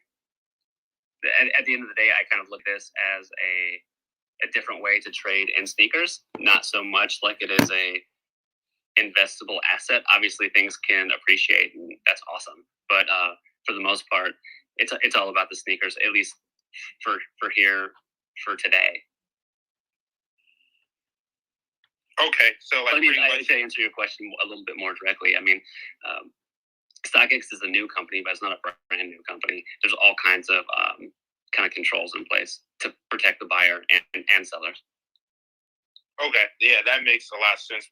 So it's more so kind of like just another option to kind of like trade sneakers, and then once it develops into more, you'll obviously look into more controllable ways to like protect both. For sure. Like I said, it's day one of this thing. And by the way, thank you for giving me the opportunity to ask or to answer a couple questions. I do need to give my kids a bath here pretty soon. So yeah, no worries. Maybe one more, then I gotta go. But I do enjoy listening to Sample Size. I've been listening to quite a few of them here recently, so just lurking in the background. No, we really appreciate it. Really appreciate you coming through. So one more question, y'all make it good. Legend, who do we have? Was it G Lee or was it someone else? It's G Lee or Chef, whichever one has the better, faster question. I guess we'll go with. Chance, thank you so much for coming. And again, Edward, thank you so much for the suggestion. Hopefully they do something, offer an option for us and stuff like that. Chance, my question is in regards to, I know you just said it's not really an investment per se. So I guess if I were to purchase, let's say, a $10,000 shoe or whatever have you, I would think that's an investment. So, which means if I were to purchase one, that's not something I can write off on my taxes. I know with stocks I can, but I'm not sure about NFT StockX. How does that work? Well, so I'm not a tax accountant, so I would refer you to a specialist there. But if you, for instance, if you bought some player exclusive, like the Oregon Duck player exclusive, right? Mm-hmm. And it was $5,000, and then they re-released it, and it dropped down to $800. There's nothing you can do about that. Right. And you can't exactly claim that loss in the same way that you could for like a security where you sold it. So I think about this kind of in the same way. Like when I bought the Chicagos that I love and I wear. Dino didn't mention where he was at, but I wore them to Authentication Center in Portland a couple weeks ago. Some people were looking at me like I was crazy, just kind of wearing Chicagos out in the wild. But I got them for $400 because I'm from Chicago and I love the Bulls, right? And I bought them to wear them. Now they're $2,000. That's just cool, and it's a thing that happens with sneakers. I didn't own any Off-Whites. I wish I did, especially with the unfortunate stuff that happened earlier this year. But Virgil passing. Yeah, exactly. But so I guess with your question about the tax implications of this, I mean, the way that it would come up is the same way as if you had a seller account, right? Where if you sell a certain amount of, if you're flipping NFTs and you make some money on it, there's gonna be tax implications there. But only if I sell, not if I'm holding. Correct. I can't claim it as an asset, pretty much. Right. Okay, I mean, exactly. The same way that you can't exactly claim, you'll see it in your portfolio, right, on StockX, but the same way that you can't exactly claim the stack of sneakers in your closet as an asset. Okay. Absolutely. All right. Thank you. Hey, Chance, I know you said one more. I do have one really quick question that you can answer in only 10 seconds. When you buy from your company, do you wear the tag when you wear the shoe out? No, I heard that conversation the other day. I cut that off instantly. Okay. That's like move number 2. Move number 1 is crumple the invoice as fast as possible. Let's go. Move number 2 is cut the tag. Cut the tag. So you're saying to everyone listening, once they have spent their money with StockX because they're super reputable, and then we're going to make sure we get you the right stuff. And when it comes in the mail, hide it from your significant other and cut the tag. That's what you're saying. Right. That's the SOP. Yeah, it should be printed. Standard operating procedures. I appreciate that, Chance. Thank you so much for taking the time to come and talk to us. And second of all, thank you for lurking in the background. It means a lot to us as we're trying to build this. To have somebody of your stature to just be in the background listening, it means a lot to us. Kari, my bad. Didn't mean to take over. That just made my night, guys. I want everybody to know how happy I am right now. Yeah, that was so silly. And Jordan, you are vindicated, man. Chance, thank you once again for coming up, man. Really, really means a lot, man. Definitely want to give you your family time back, man. But you're welcome, of course, anytime you want, man. Thanks again. Hey, thanks again. Thanks, Chance. Okay, so now it's time for a little bit of violence. After we had some good. Man. What? That was fast. Jeez. I was gonna say, how you doing? That was a great conversation. Yes. Like, just throw hands up. Yeah. They got. I mean, it's not like we can answer those questions. Right. So. We had to let the gentleman take care of at home. No, but I appreciate him for coming through though. Like that was really dope. Yeah, no, same. And we so I'm working on actually. So if you guys notice, Soul Retriever is back in the building. So we're throwing Soul Retriever a mic. We're gonna try to get Soul Retriever up here as well. But while we're working on that, we still got hands up. So Tuck and what's going on? We'll go to Tuck and then we'll go over to Chef. You guys can forget my question. I was gonna ask Chance. I ain't trying to get in trouble. That's all I'm gonna say. You good. And if y'all have questions, like I said, so I'm thinking that we're probably gonna, throw an emoji up if you guys want to see this too. I'm thinking that we may have kind of an NFT-ish kind of crash course. I know in the back channel we've talked about, I know there's 1,000 spaces, But can't nobody do it like sample size does it. So I think that we may throw kind of an NFT crash course maybe on Saturday to just get people hip. Let's go. I've talked about earlier is like one of the things that bothers me about the NFT space is everybody wants to sound so damn smart about it all the time, and they want to sound so smart that the shit gets confusing, and it's really not all that confusing when you really break it down. So we gonna break it down the way that we know how to do it in here. But Chef, what's up, man? I know Chance needed his family time, but I wish I could have asked him this while he was still here. But probably my biggest concern with StockX getting into the NFT game, pretty much it's kind of set in stone that they're probably going to start taking different cryptocurrencies as payment on their app. But with cryptocurrencies comes a whole nother level of cyber attacks that's going to start coming towards StockX. And my concerns is just to what extent are they buffing up their security? Because a lot of us, we got our PayPal's connected. I'm sure they already planned for it, bro. Like, once you get in the NFT space, I'm pretty positive, or crypto space, they're ready for whatever. Like, of course it happened before, but I'm pretty sure they're getting their IT department together.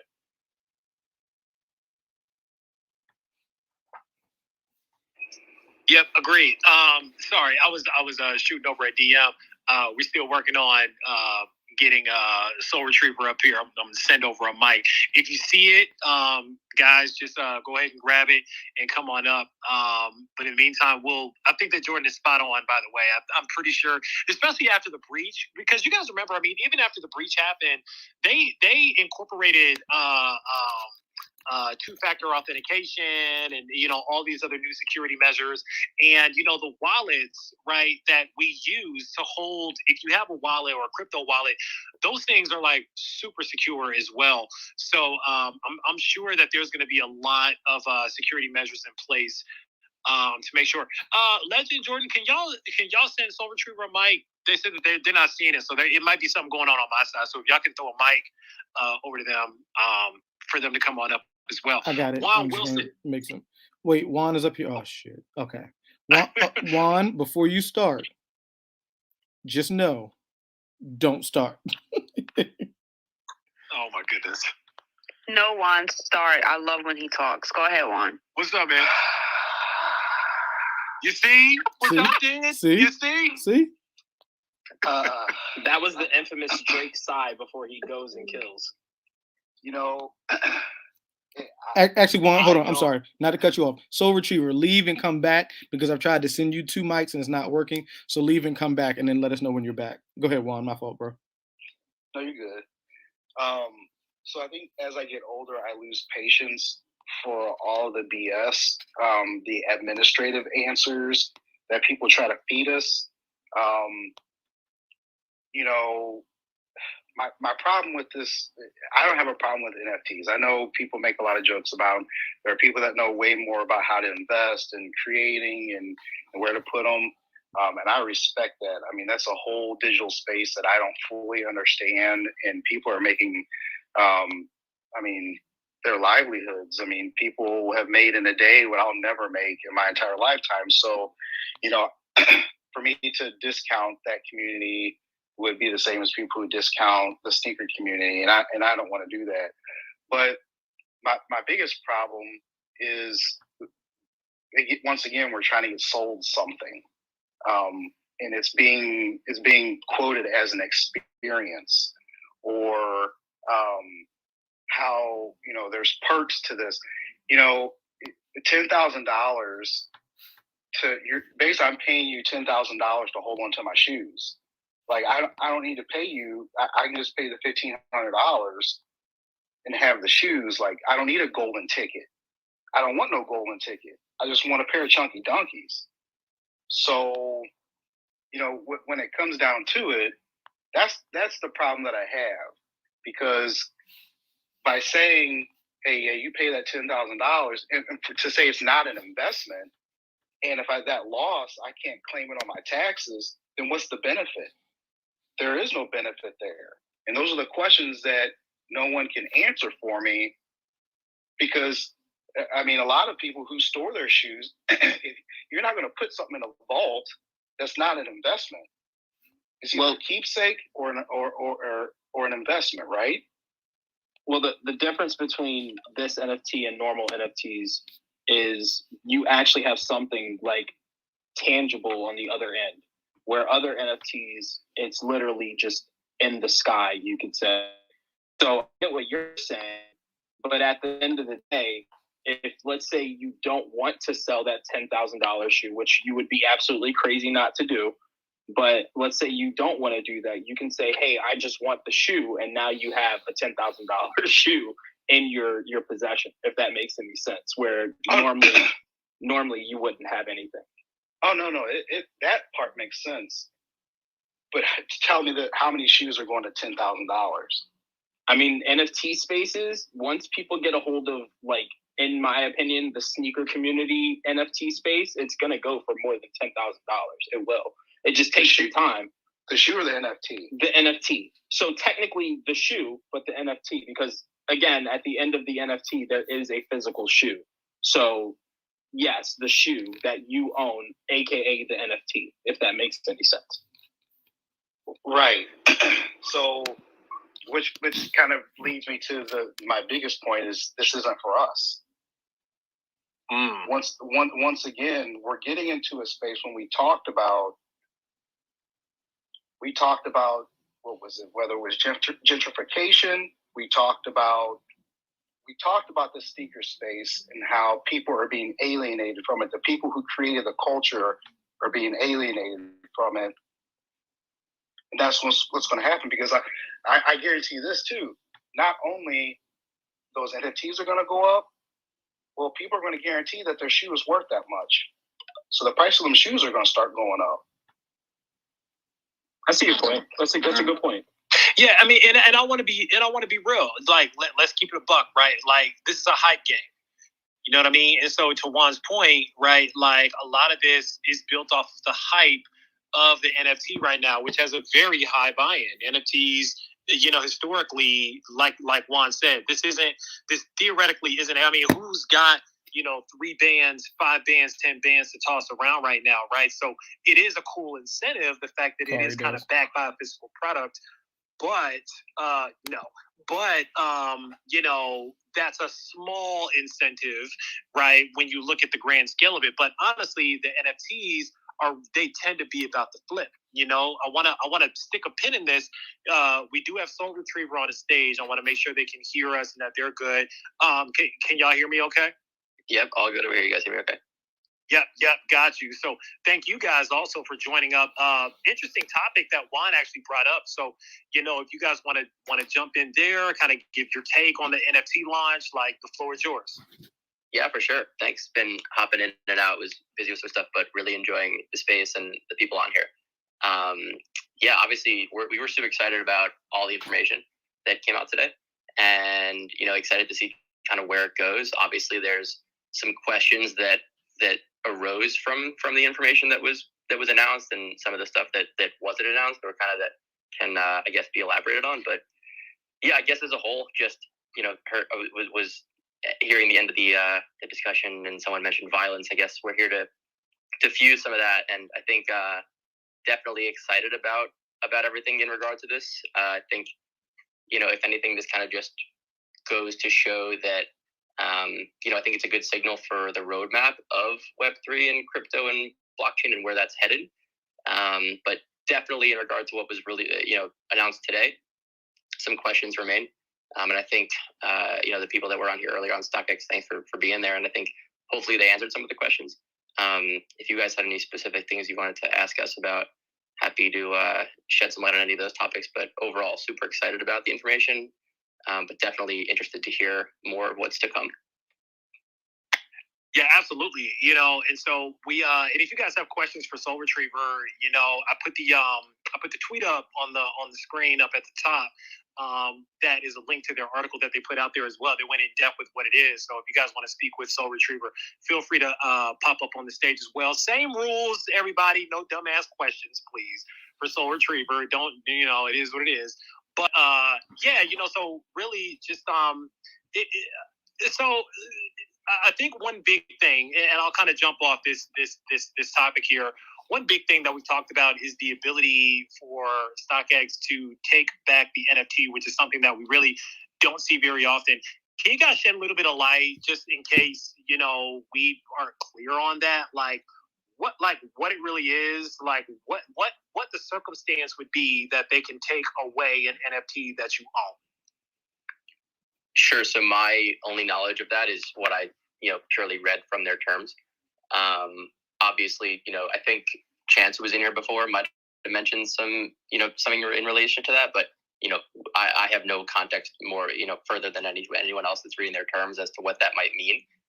We were just shedding light on the fact that it was there, and it was definitely questionable as far as Rose and Eyebrow, and it was kind of interested to see what it might have been about. So that's why we spoke about it, just informing people about it, but not really sure exactly. I would lean on StockX for an answer there, or just inform people about the fact that it was there. No worries at all. So the other question: are you guys getting into the NFT game? Is the dog going to be an NFT? That's an off-center question, but what's up with that? We not in. We have some future plans for implementing some, let's just say, substantial and I would say more infrastructurally sound blockchain implementations. Nothing as far as just an NFT launch of the digital asset for a JPEG type thing. We're not in doing anything like that anytime soon. But blockchain enabled tech is definitely in the roadmap for us, and we're excited to to continue working on what we're working on and bring it to the space hopefully very soon in a way that benefits both sides of the marketplace, both the brand side and the user side. Love that. Absolutely. Steez, I know you got your hand up. What's up, man? Yeah, I just wanted to piggyback on what Juan was saying. I think he made a good point, and Soul Retriever made a good point as well. This is great for the metaverse, crypto, and the NFT world. But I mean, again, it is, and I said it when I spoke to Chase. It's still new, but the more I listen to it, the more I hear the logistics of it. It does sound like something that would be a negative impact in the long run to the sneaker community, because when you open up a bigger field, something like with NFTs, there's more people that, of course, will want to be, a part of that. And of course, you got to consider the people that are going to try and juke the system. So even though, I mean, this is a great way for them to expand, I feel like a lot of it could go kind of, in a simple way of saying it, left for someone to, be, take a loss, or it just wouldn't be beneficial in the long run for people to continue to invest in something like this, as far as when you can just get the shoe right now for cheaper. And you got to also consider, okay, yes, this is StockX, but I mean, if I really wanted the shoe, I could just go to GOAT. I could go to Stadium Goods. I could go to Flight Club. I can go to my local reseller. I could go to a consignment shop. So, I mean, again, it's just these are just more thoughts than anything. But I think that right now is just kind of too early to kind of say if it's either good or bad for the sneaker community in specific. Okay. No, that's fair. Chef just threw his hand up. Chef, what's up, man?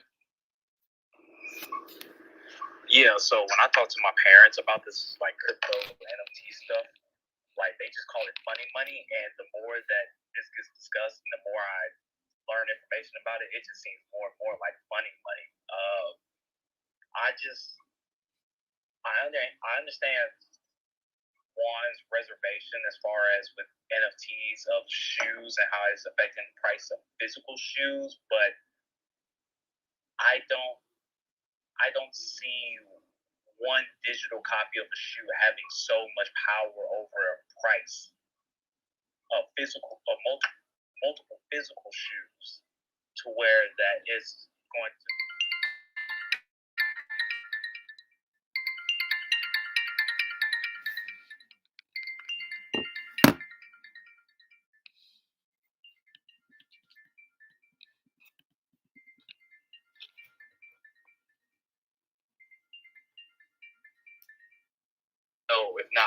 retail.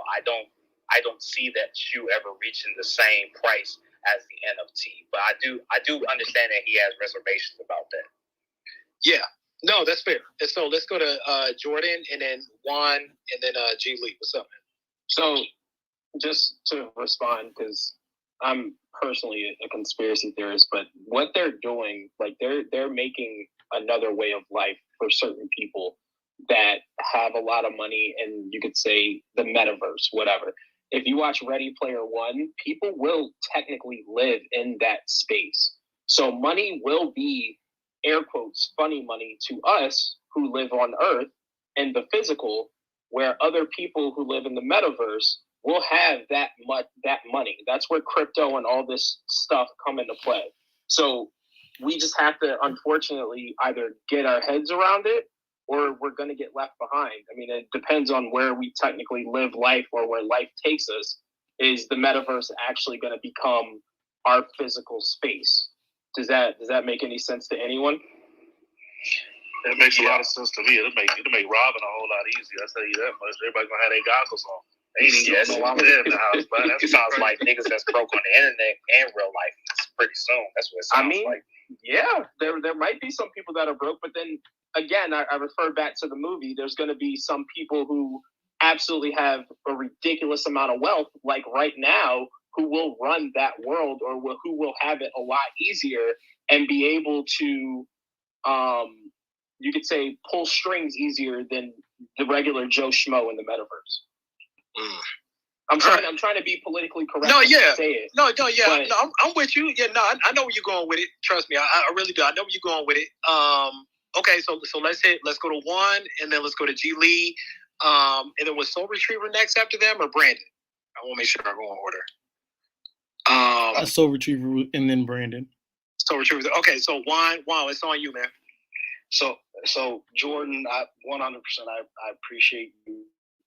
I understand what you were saying, and Chef, 100% understand what you were saying too. Like, I know that there are spaces that I'm not in. Number one, because either I'm not wanted in that space or welcome in that space, or there's spaces I personally just don't want to be in. They don't appeal to me. The NFT space, I don't know. I thought about putting some of my art and stuff in there, and I don't even really. You should. No, you should. So anybody that can help me do that, yeah. But yeah, I have. It's just the reservation, because I just don't want to see people get taken advantage of, and my biggest fear is, we see how the market for shoes is already getting played. For example, I bought a pair of shoes on GOAT because they were right at retail. Bought them, and the seller took forever to try to ship them, and then next thing you know, 10 days later, they were canceled. But then my size is up there for $70 higher than what I paid initially, and so being able to manipulate the market that way, and we all know how there are some sellers that will buy their own stock to raise the price, and so we know that's happening. As people, as much as they say this isn't meant as an investment, it's an investment, Juan. It is an absolute investment. Absolutely. All NFTs, depending how you view them, are investments, because what you're looking for is, I don't see many people sitting on NFTs that long, but I didn't know about the incentives of holding NFTs until Ed spoke. Thank you, Ed. But you're making an investment, especially if you're buying a $10,000 NFT from StockX. There's no way you're not viewing that as an investment. Right. Yeah, definitely.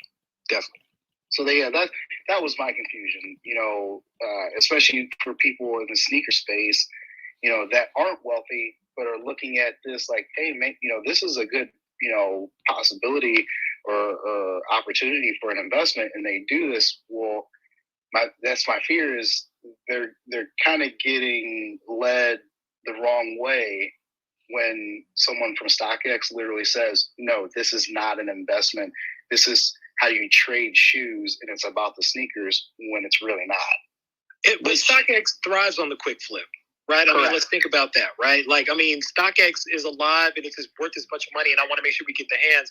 But just to piggyback on that, right? Like they generate their capital and their revenue on transactions. So they have to generate a lot of transactions, and this is a great way to make a lot of money real fast.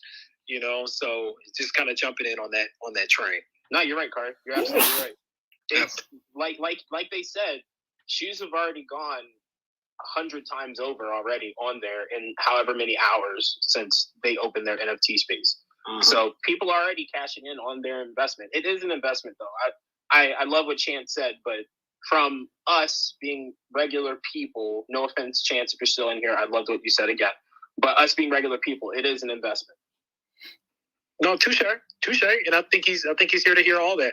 All right, let's go to G Lee, and then we'll go to Soul Retriever, and then we'll go to Brandon. What's up? Okay, so first off, one, I agree with everything you said. You definitely should be an inspirational speaker or instructor because you're very mellow and you just flow. So I really appreciate that. Soul Retriever, I don't have a question for you guys. You guys are awesome. Definitely worth $11.99. But I do want to just talk about something that one said that is concerning to me, and I have a question about it. If this decides to kind of rocket where, you know, we have the prices kind of go up, and then like one said, the shoe prices go up even more. If we see that this is a possibility, we've already discussed gatekeepers, right? Do the gatekeepers need to stop this right here at the door? Because I think if they had stopped, you know, the hype beast or whatever have you, we wouldn't be in the situation we're in now. So is this something necessarily that we should be concerned about, that we need to, you know, come together or something to ensure that shoes don't go up even more than what they are? I mean, on average, a shoe from $300 to like $1,800 is $1,000. So my thing with that is, yeah, that's definitely not going to work. So I'm just trying to figure out, is there something we need to do in order to make sure that the prices do not go up like one said? Because, I mean, that is a possibility. So you want the real answer or say? Can I answer this one? Yeah.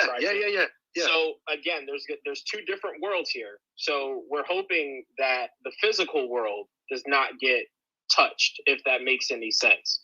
Where the NFT space, and you said the gatekeepers, there's no way we can stop this. Like, no matter what we do, the metaverse will be here. It is here already from however many years when Lucy explained it to us. But we have to either get on board and live there or live here. It's just the weirdest way of saying it, but it's the hard truth and reality of the situation. Thank you.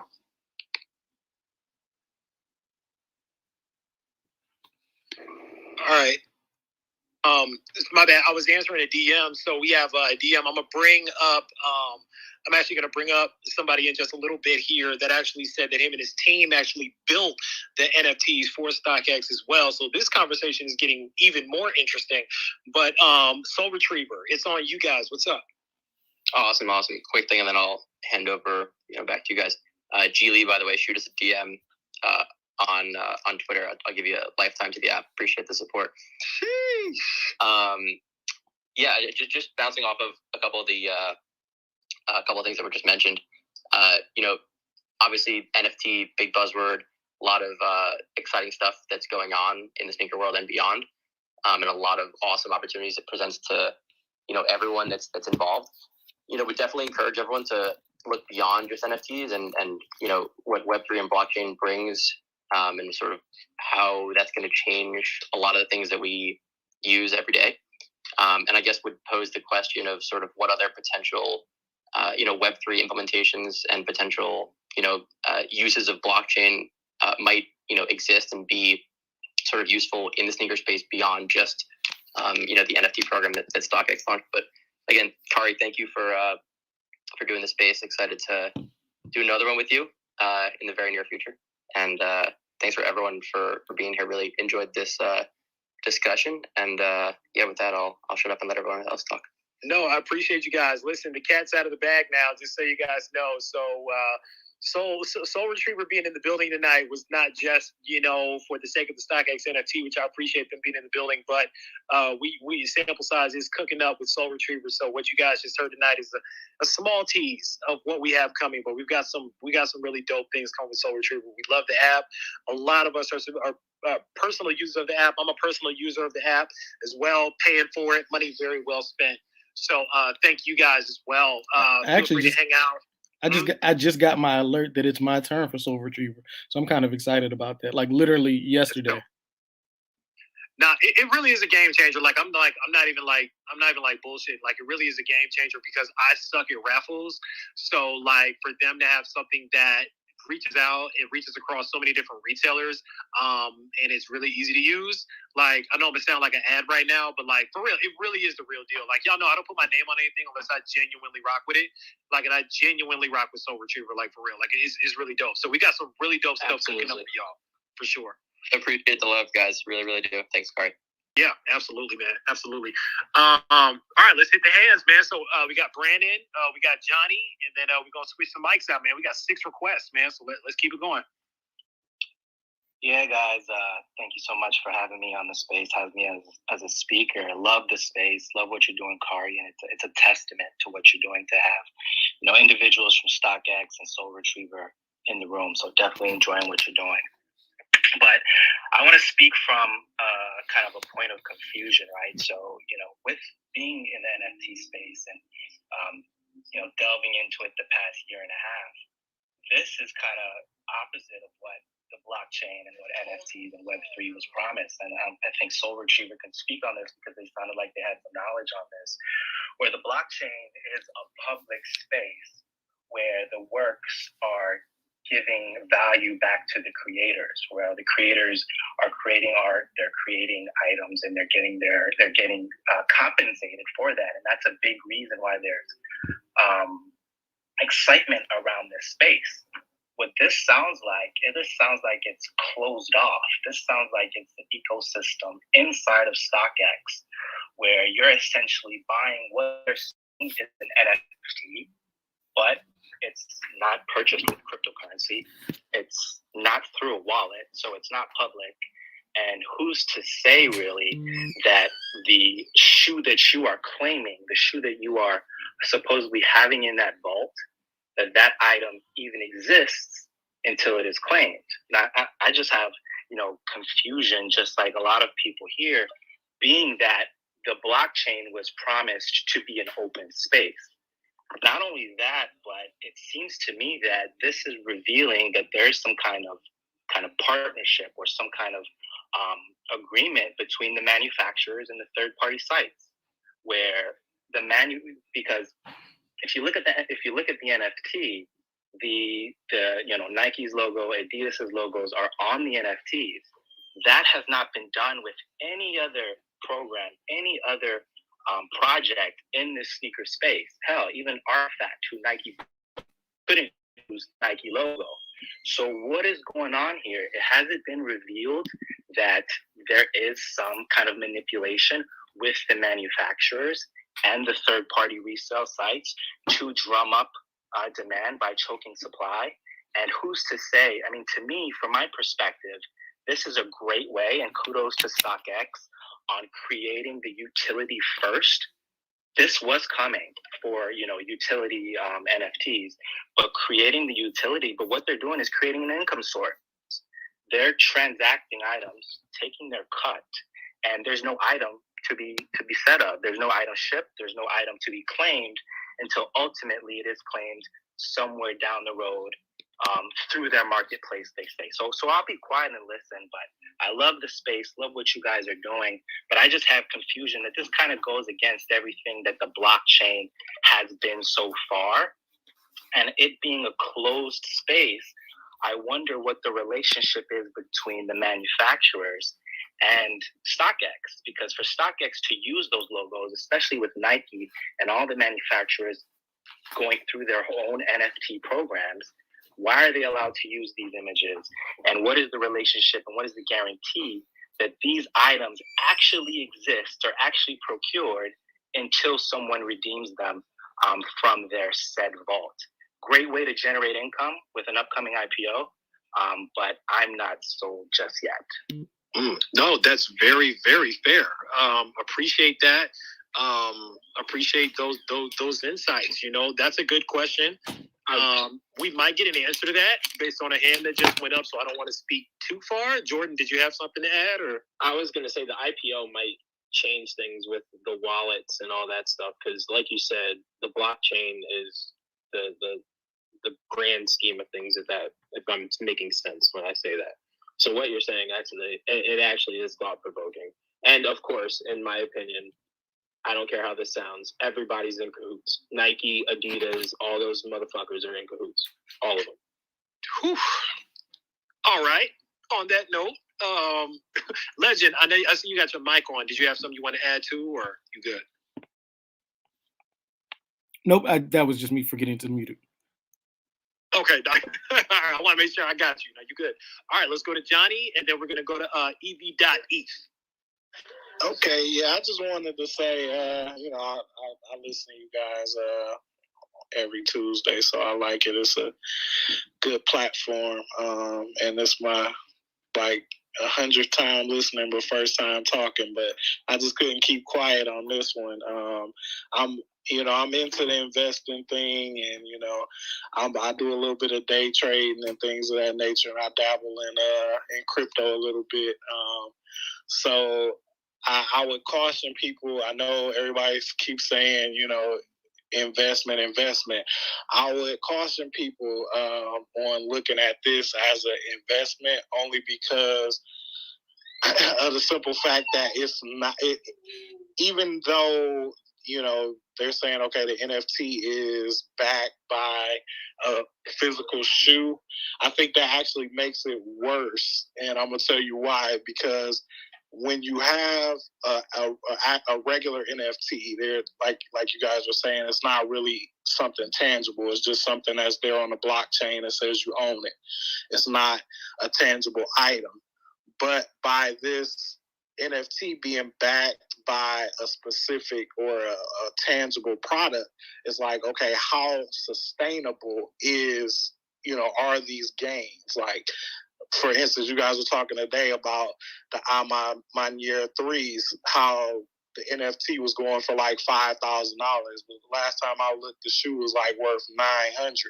So it's like, which one is going to give? Is it going to be the shoe, or is it going to be the NFT? My thought is it's going to be the NFT. And the reason why I say it's going to be the NFT is because StockX is not the only place where you can get the shoe. So I'm not going to spend $5,000 on an NFT for a right to a $900 shoe that I can go to, another store and get for $900. You know what I'm saying? So I think what's going to end up happening is it's probably going to be like these people who got in on the crypto bubble late. Like, for instance, with Doge, I got in on Doge when it was 0.002, so it was less than a penny. It went up to 84 cents.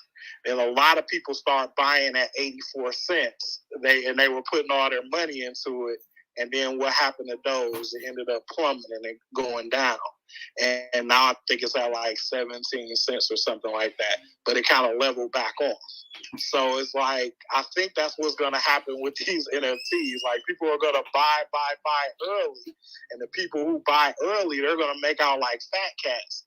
And then the people who hold or come in late and say, okay, I'm going to make an investment and try to, see if this is going to jump up, they're going to be the ones that ends up losing, because they're going to spend $5,000 on NFT for a $900 shoe, and it's going to end up dropping back down to $900.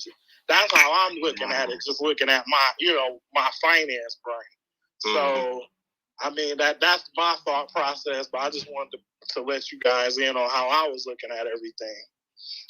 No, that's good, man. No, appreciate that insight. Appreciate you coming up to the stage, man. Like, I try to tell people, don't be scared to come up. You know what I mean? Like, look, we don't do nothing but talk shit half the time up here. Y'all know how we do. But no, that's a good way to look at it too, man. And they have to offer an incentive. And again, right, like Chan said, this is so new that I'm sure they probably are cooking a lot of stuff to bring people over to the platform that are NFT holders, because you have to incentivize people in some kind of a way. And if it doesn't seem like the money is going to be there immediately, they got to incentivize people another kind of a way. But thank you for that, for real. So I want to go over to Surreal Box. This is ev.eth. I want to make sure I say that right. I'm gonna let you intro yourself and kind of give us your take on everything. Hey, what's up, guys? Thanks for having me. So I work for StockX. I'm the director of blockchain, NFTs, and category expansion for the product organization, and Chance is a homie. So excited to jump on, field some questions with all you guys. Appreciate all of you in the community keeping out and really having like an honest, truthful conversation. I know there's a lot of emotions on days like today, and for y'all to come on and speak your piece is really admirable, and much love. Happy to take. Oh, I do have one thing I wanted to immediately respond to. I took some notes, y'all. I like it. So I'm not sure who exactly it was, but look, I'm in the crypto space. I'm in NFTs.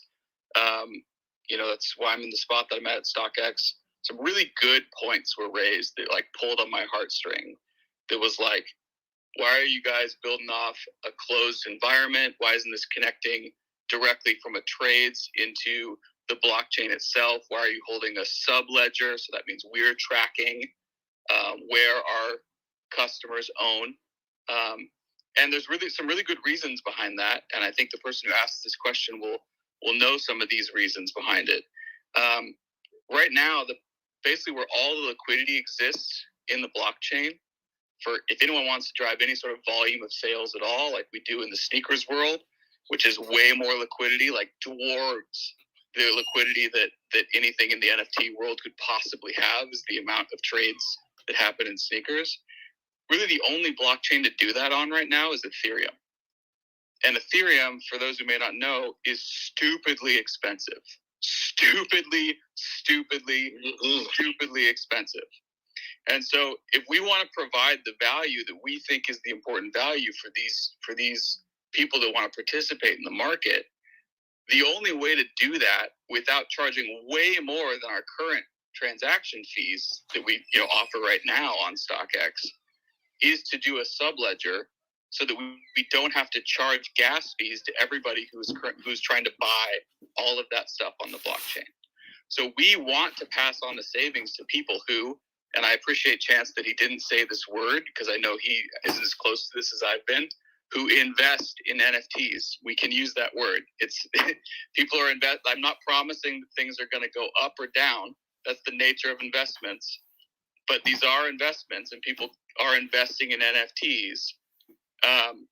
And the only way to do that in a way that makes sense for y'all is to do it in such a way that you're not paying out the ass in fees just to participate in the market. So that's like the reason that we added a subledger. It saves fees for the consumer. It saves environmental impacts like crazy, which is another big thing that I hate about Ethereum at the moment. Yeah. Is that we're not leveraging all those server farms and like destroying the planet and costing the price of lighting a city for one transaction, which is just ridiculous.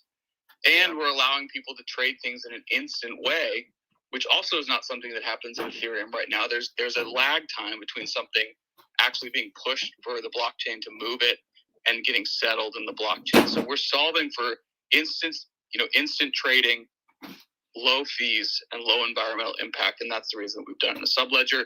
And I have every intention, as a person who's dedicated to the NFT space, as the technology improves and prices go down and environmental impacts reduce, we will adopt full blockchain implementation for allow full portability of NFT assets within and without StockX.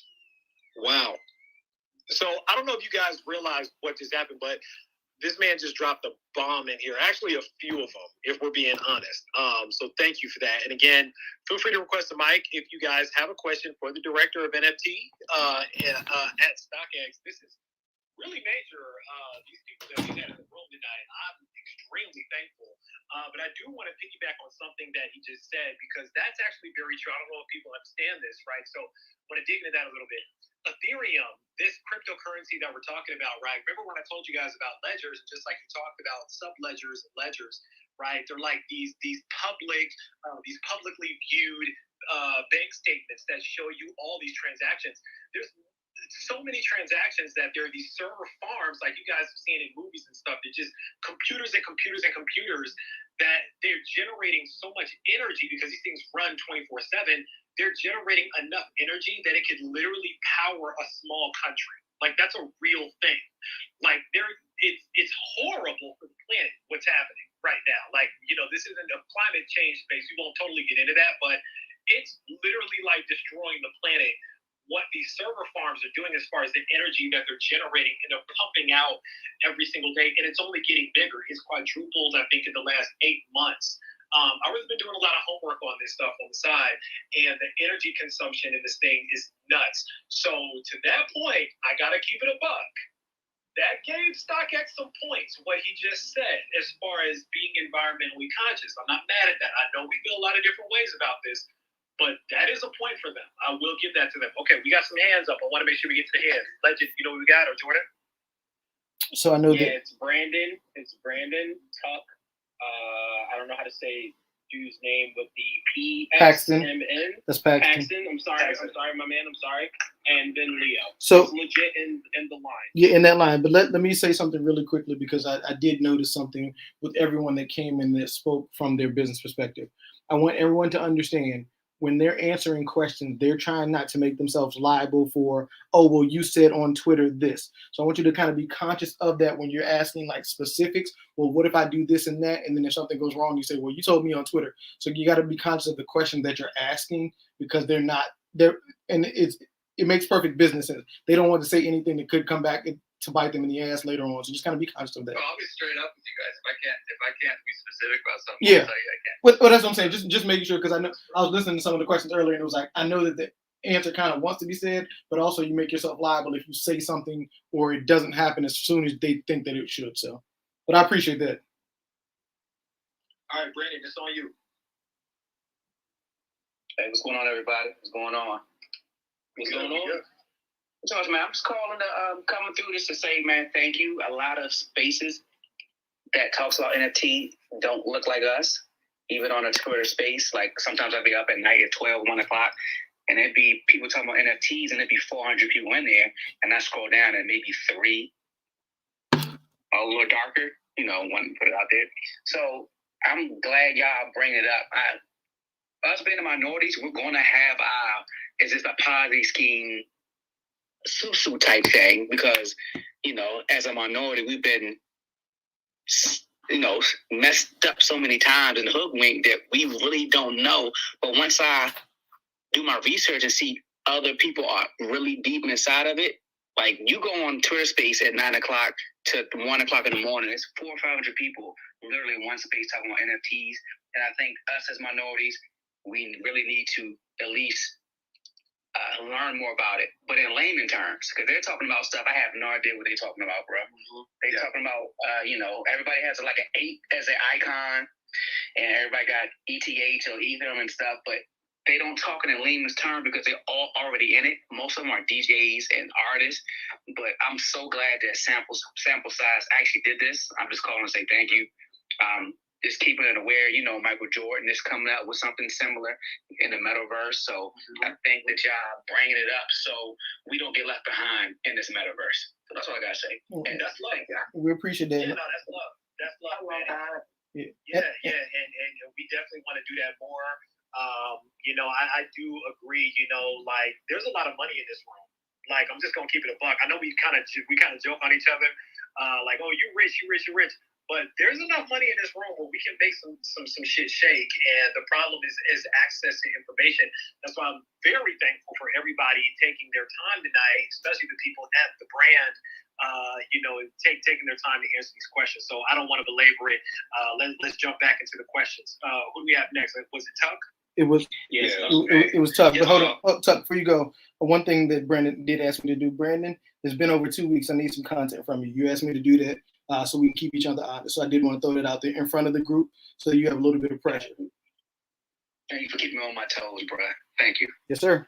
All right. But yeah, kind of coming off of what Brandon said, I think it is true, especially here in Chicago, we are on the NFT space as well. But I guess my only worry about all this is kind of what I was addressing in the YouTube chat is that, yes, NFTs are going to exist. It's going to happen. The metaverse is going to happen. But I feel like the wealth gap, specifically with people of color and sneakers, the true essence of sneaker culture is going to get even wider and wider and wider. Because even for, I'll say, the ugliest shoe of last year, the Cohen Frost shoe, if StockX were to make an NFT of the Cohen Frost shoe and it go up to $2,000, $3,000, and then you look at the ugliest shoe in the physical form and that start price going up, some of the people won't be able to access it. And some people only chance is going for the sneaker raffle, the shop raffle, et cetera, et cetera.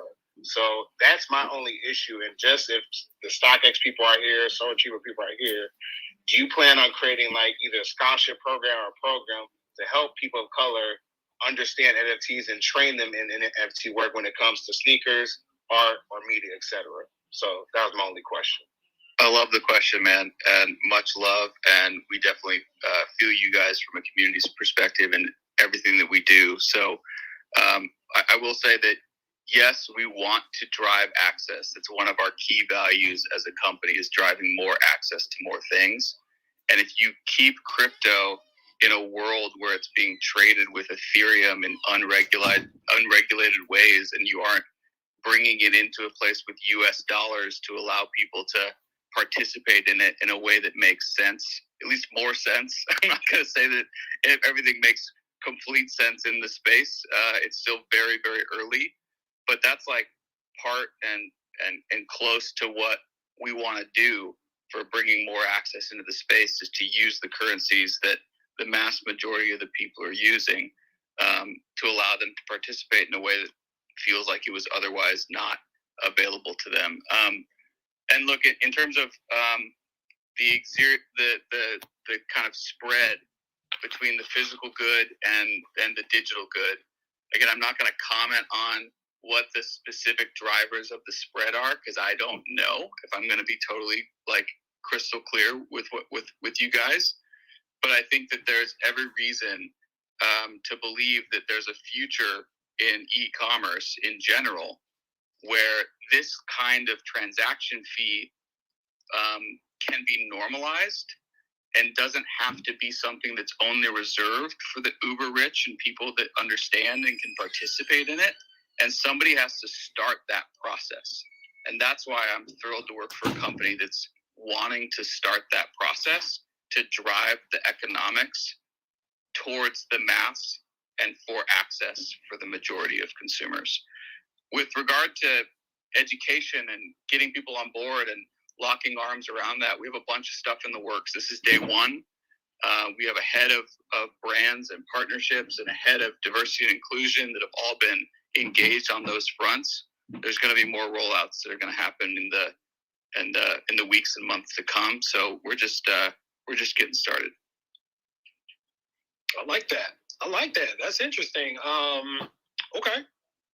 That was actually a better answer than I even anticipated, Evan, man. Thank you. I appreciate that. I thought you were just going to be like, hey, we're going to work on something. But no, you're like, no, this is really a thing that we're going to do. I appreciate it. All right, who do we have next, guys? Paxton, then Leo, then Edward. Paxton, what's up, man? Hey, how's it going? Thanks for having me on again. Just shout out Kari. You've been having some great spaces this month. It's been really awesome to listen to. My question kind of goes, and I've been hopping in and out of the space today, so I don't know if this was already discussed. You can stop me if it was. But with regards to like NFTs and sneakers, I'm mostly interested in, the digital use of it, right? So rocking it in, VR essentially, or in AR. So with that being said, I just wanted to ask, StockX will say, hey, we're going to have like 100, let's say, chunky dunky, NFTs on our platform. Okay, but isn't Nike also able to make their own chunky dunky NFT as well for me to rock in VR platforms and games and things like that? Like, I look at sneakers from a perspective of I want something unique. I want to be kind of one of the only ones wearing it. I want to be, I want it to still be cool and still be a little exclusive, right? So kind of what's your plans regarding that? And have you even discussed the possibility of StockX NFTs being used in VR applications? So a couple pieces to that. It seems like a little bit's on licensing and a little bit's on metaversing. From a metaverse perspective, which for those on the call, metaversing is kind of like the digital access point for being able to engage with all of your NFTs, either by wearing them as wearables or viewing them in a gallery or whatever the case may be. It's certainly extremely appealing to us. I can't comment at this time about what our current metaversing plans are, but in the scope of what NFTs are built to do, metaversing is certainly a part of that. And so for real, it's part of what we're examining as we go into this space. With regard to licensing, I can't comment on what any other companies are doing specifically in the licensing space. What I can say is that for us in our current situation where a sneaker has a one-to-one relationship with the NFT, the sneaker in the vault, and the NFT that's being sold on the marketplace. Right now, all of our products on StockX use a picture of a sneaker, and we don't have to have a license to do that. We're activating a secondary market for that sneaker, and so in the same way, when these things are physical assets that are represented by a digital token, the same principles apply. Where that's the kind of model that we want to operate under, and that doesn't, by our approximation, put us in any spot from a licensing perspective where we would be jeopardizing the intellectual property of another company. With regard to what that company wants to do with that intellectual property, both with regard to metaversing or other kinds of situations, I can't comment on that because I just don't know. Okay, thank you very much. There it is. Appreciate it. Paxton, man. Always appreciate you coming up, man. For real. You always have some really thought-provoking questions, man. Thank you. All right, guys. Who we got next? We have Lee, then we have Edward, and then we have Killer King. King. Leo, what's up? Oh, thank you for having me speak. So my kind of question was, well, got a couple, but so StockX rolling out the NFTs, they're having their own ledger. I want to know, like, the fees are going to be good if I leave my NFT with StockX. And also I'm hoping that because I'll buy this NFT, I also have the chance to pull it out, put it in my own wallet, understanding that, okay, I might have to also pay additional expenses to do that. But since, StockX is really a resale platform, I want to know that because it's on their ledger, that the fees are going to be lower to move across to someone else purchasing on StockX. Yeah, bro, 100%. I think that we're a marketplace that thrives on velocity and on secondary market. And if you want to optimize for velocity and secondary market, you got to drive fees lower, and consumers will respond to that. So that's the plan. And I think for what you're talking about of, the future of cross market secondary markets where you're able to withdraw your item from StockX's sub ledger and be able to trade it on your own. If you want to enter that world, you're going to be able to at a later date, and by doing so, you will put yourself in a position to pay for gas fees in whatever blockchain you choose to operate under. So that's kind of that's going to be off our platform. There's nothing else that we can do about that. But that's the current world as we're thinking about it. Love to hear that. One more thing. I just want to know if there's plans for other NFTs to come on the StockX market. I can't comment on that at this time, bro, but I can say that Yes, we're planning on dropping more stuff. I can't comment on what it is though. And what about like already existing NFTs? Like, say, okay, I already own some, but I want to put them on StockX to sell them.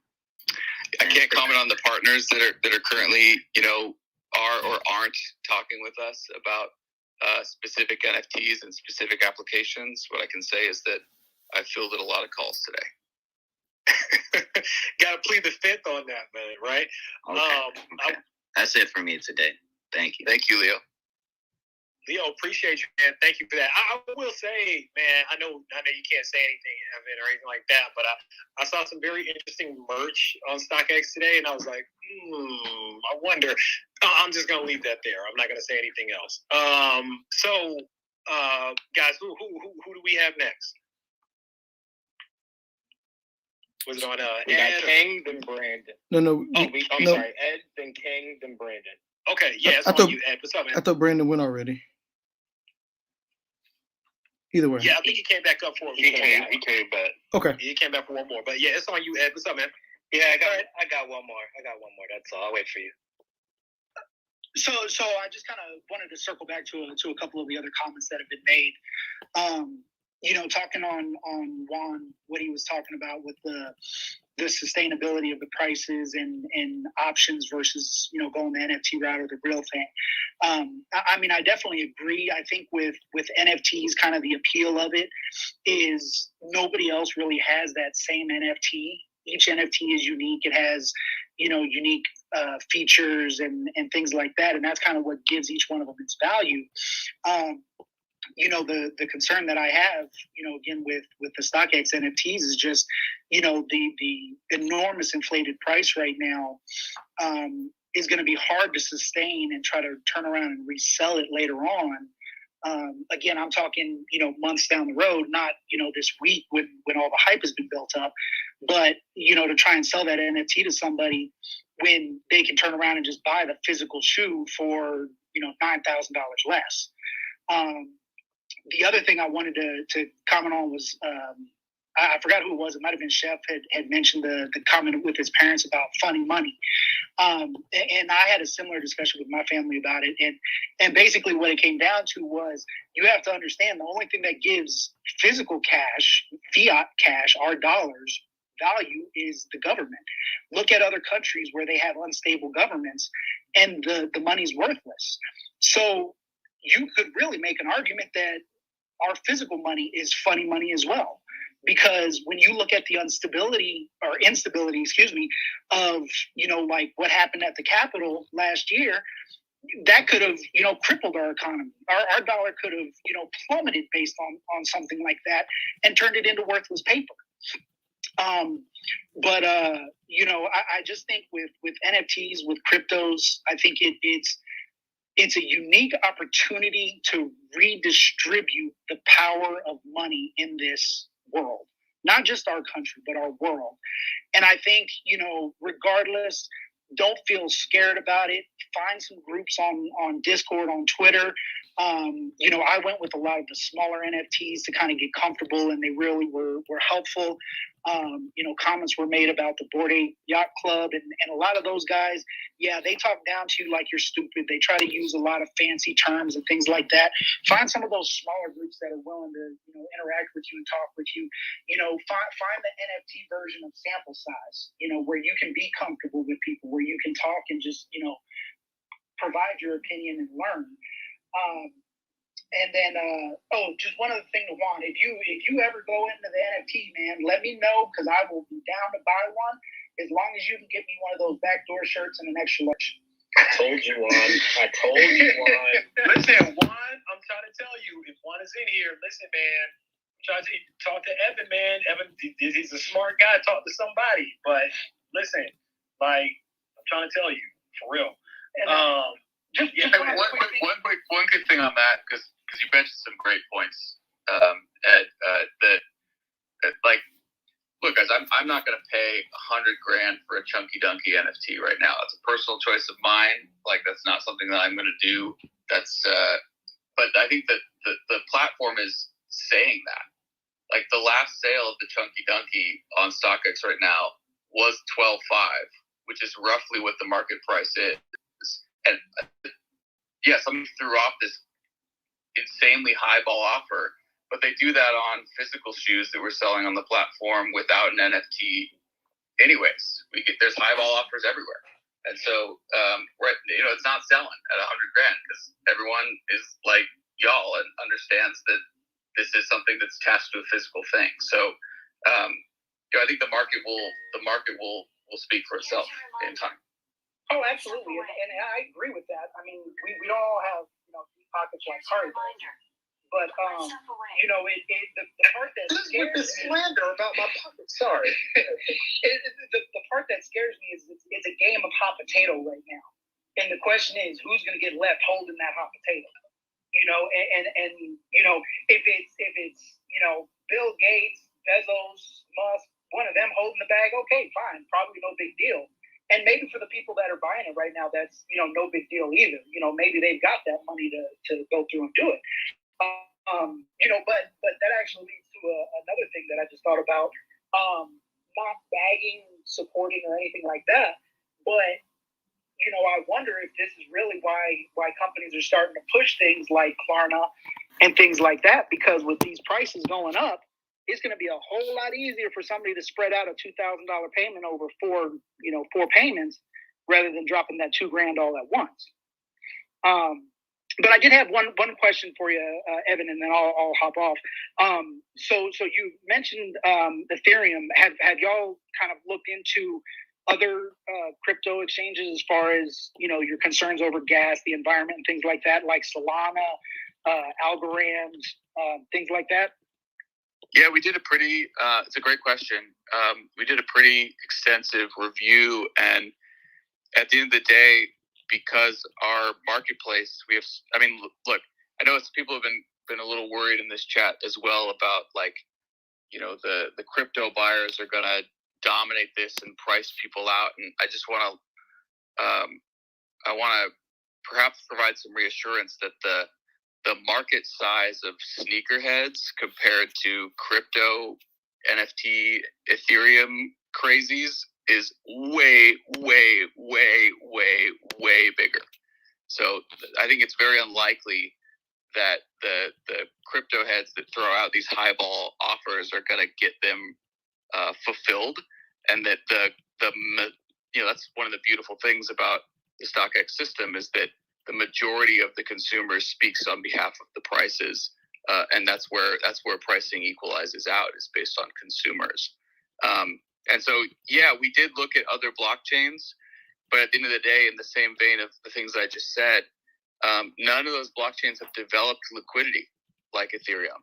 And Ethereum, for all of its downsides that are pricing and flipping and environmental impacts, has just a massive footprint and a massive addressable market. And so we thought that we could solve the other problems and still capitalize on the velocity that was provided by the Ethereum marketplace. And that doesn't mean we won't change it. That doesn't mean we're going to be locked into it. That doesn't mean we're not going to keep evaluating other ones as they come up, or even existing ones that are currently on the come up.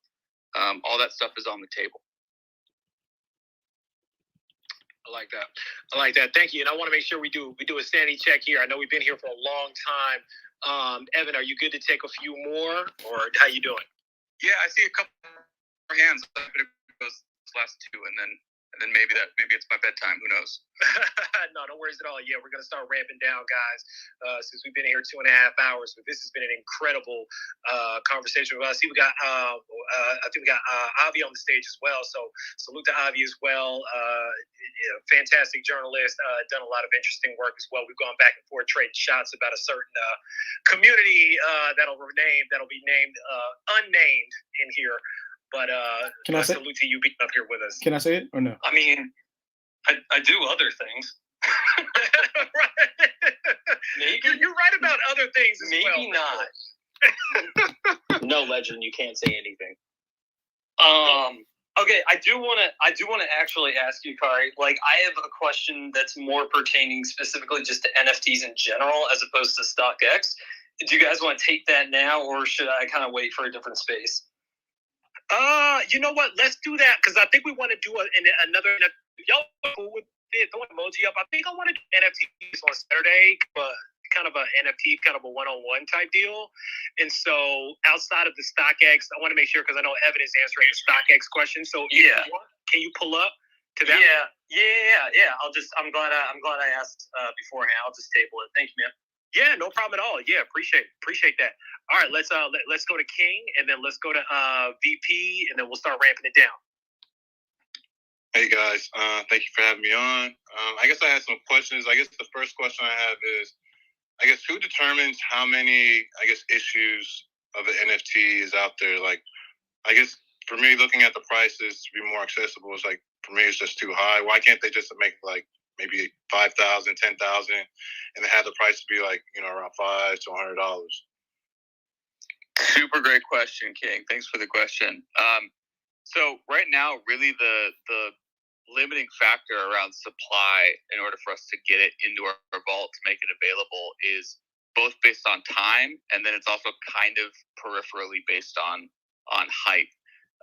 It's really hard to find significant runs of a specific shoe in specific sizes with enough supply depth to make something where there's volume that people can participate in. And so we tried to pick some sneakers that launched within the last 3 months. And then we picked, we sprinkled in some of the more high hype ones at lower quantities to put around those ones. I think that so that's kind of the methodology behind how we pick things to go into our vault.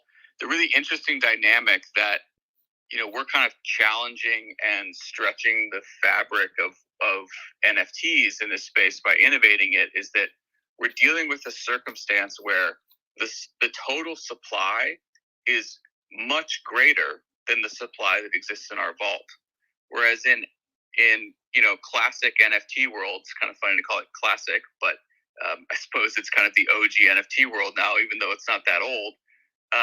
The total supply is the total number of editions that are available of it. And we're challenging that and saying that we think there's a world where we can provide better access to a really, really broad set of supply that we currently have within the real estate of our fulfillment centers and our warehouses. And so I think some of what we're seeing is people trying to wrap their heads around that and what that means in terms of supply dynamics.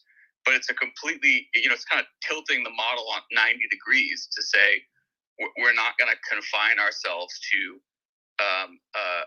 guardrails where we don't feel like we need to confine ourselves. Okay. And another question I have is, I know you guys are going public, I think this year. Will y'all have to disclose who holds NFTs in the executive level? I cannot comment on anything related to that. Or that, okay, yeah, that's fair. And then I guess from a legal standpoint for, like you say, Nike, it's an image and, Nike, you have the right to the image, but I guess my thing is, how are companies comfortable with you using their image to make an NFT? How can you not say that Nike will make their own, Go will make their own, other companies won't compete, make the exact same shoe and list them as NFTs also? How can you differentiate and say yours is worth this much, but then I know yours is backed by shoes, but then if another company that's actually manufacturing the shoes makes the same NFT? There's nothing we can do to prevent them from doing that. I think that we are excited about what the future of e-commerce looks like in a world where, both manufacturers and secondary markets are able to, quote unquote, tokenize these kinds of assets to be able to provide much more attractive buying and selling dynamics for the end buyers and sellers. And frankly, if Nike or Adidas or Panini in the trading card world or anybody is having those conversations internally, A, they should be, and B, I'm excited about that future because it only further develops a world where all of those savings get passed on to y'all. And I think it's only accretive to the world that we're trying to build. Got it. I think that's it for my questions. Thank you for having me on. Thanks, King. Yeah, appreciate you, King. Thank you. All right, VP is on you, man. What's up? Awesome. Thank you, guys. I really just wanted to ask a couple of questions. First thing is, can you talk more about the minting process of the NFT? I'm reading the single pager. I was reading the single pager earlier, and it says that it's tied to the physical item in the vault. So does that mean that the addition price is also limited to the number of sneakers in the vault, and how does that scale when you start adding more sneakers into the marketplace? And the second question, I'll just ask it now, is: are you planning to release like a white paper for it, so people who are interested more about the details on what the contract looks like or what the roadmap looks like can also read through it? Thank you. Great questions, man.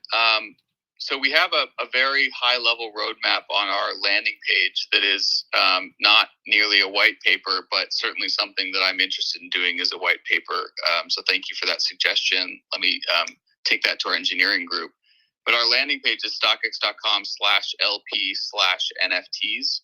And it kind of spells out what the direction is of the roadmap at a pretty high level. So I encourage y'all to go check that out in terms of where we're headed next.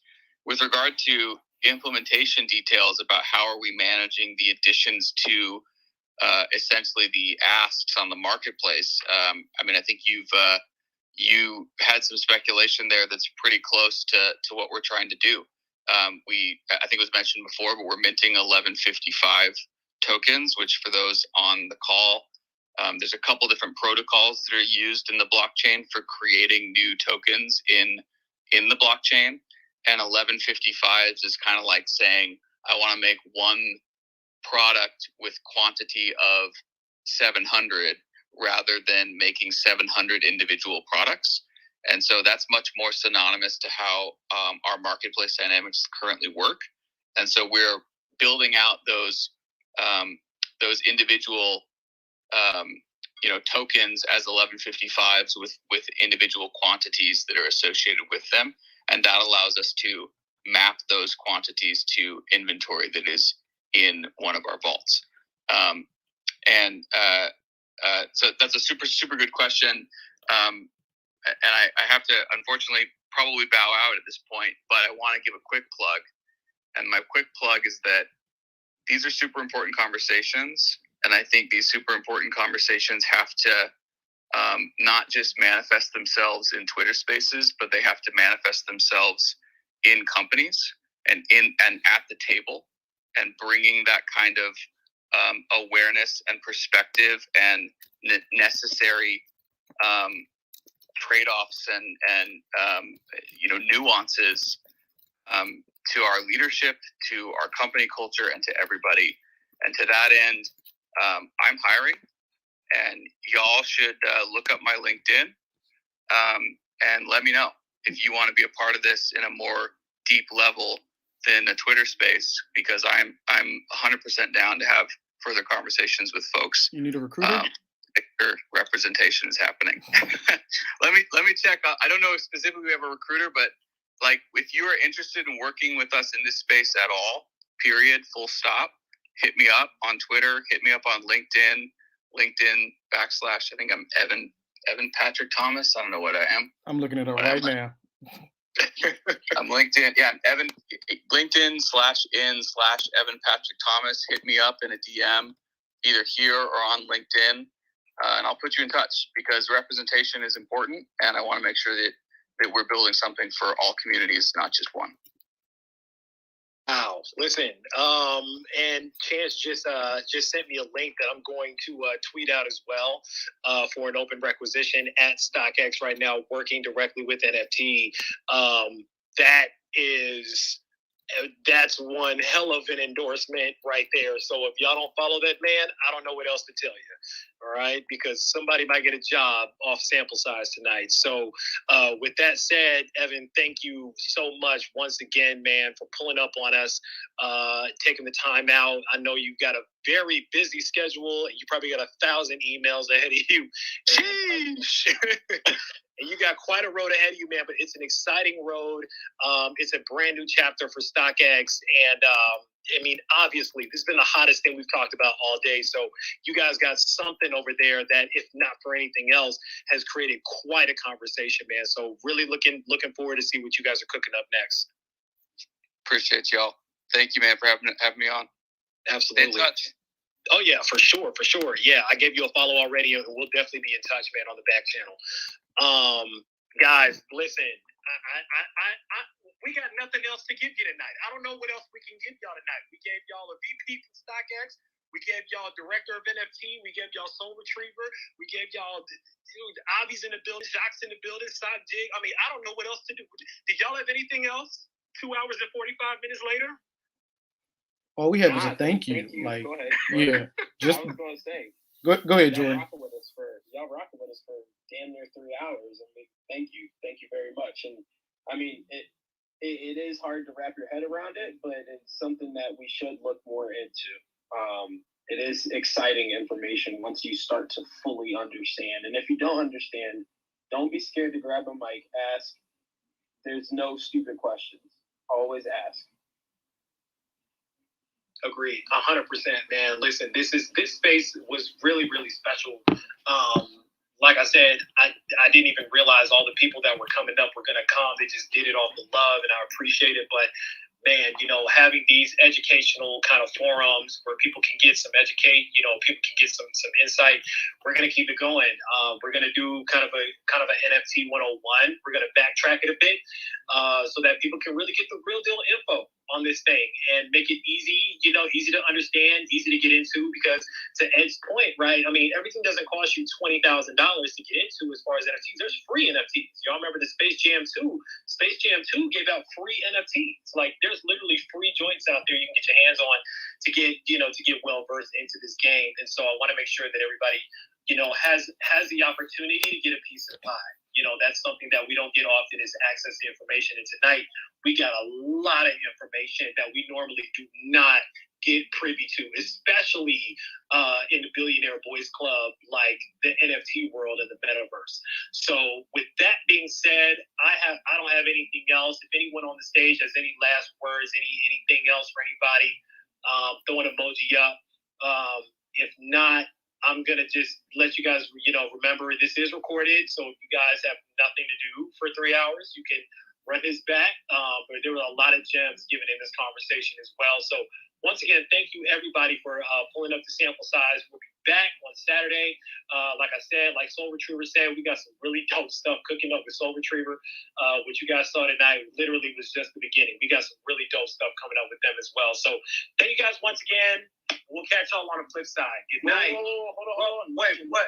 Close this out, buddy. Legend, close this out. Legend got to close it. Okay, Legend, close this out. I told you all earlier, he forgot about me. He got all those other VPs, so I'm just this old. I'm tired, man. No. So, close this out, brother. As always, like I said, we appreciate everybody coming in for 2.5 hours. It's past our bedtime. After doing this 2.5+ hours on Saturday, we thoroughly appreciate all of you. We invite y'all to come early, get your mic so that we can continue this conversation. But as always, tell y'all at the end of it, wear your mask, protect your brother, protect your sister. Not about vaccinated or unvaccinated. It's about the person next to you. That's all we care about. So we can keep having these conversations. We need y'all. See y'all on Saturday. That's it. Good night, everybody. Deuces.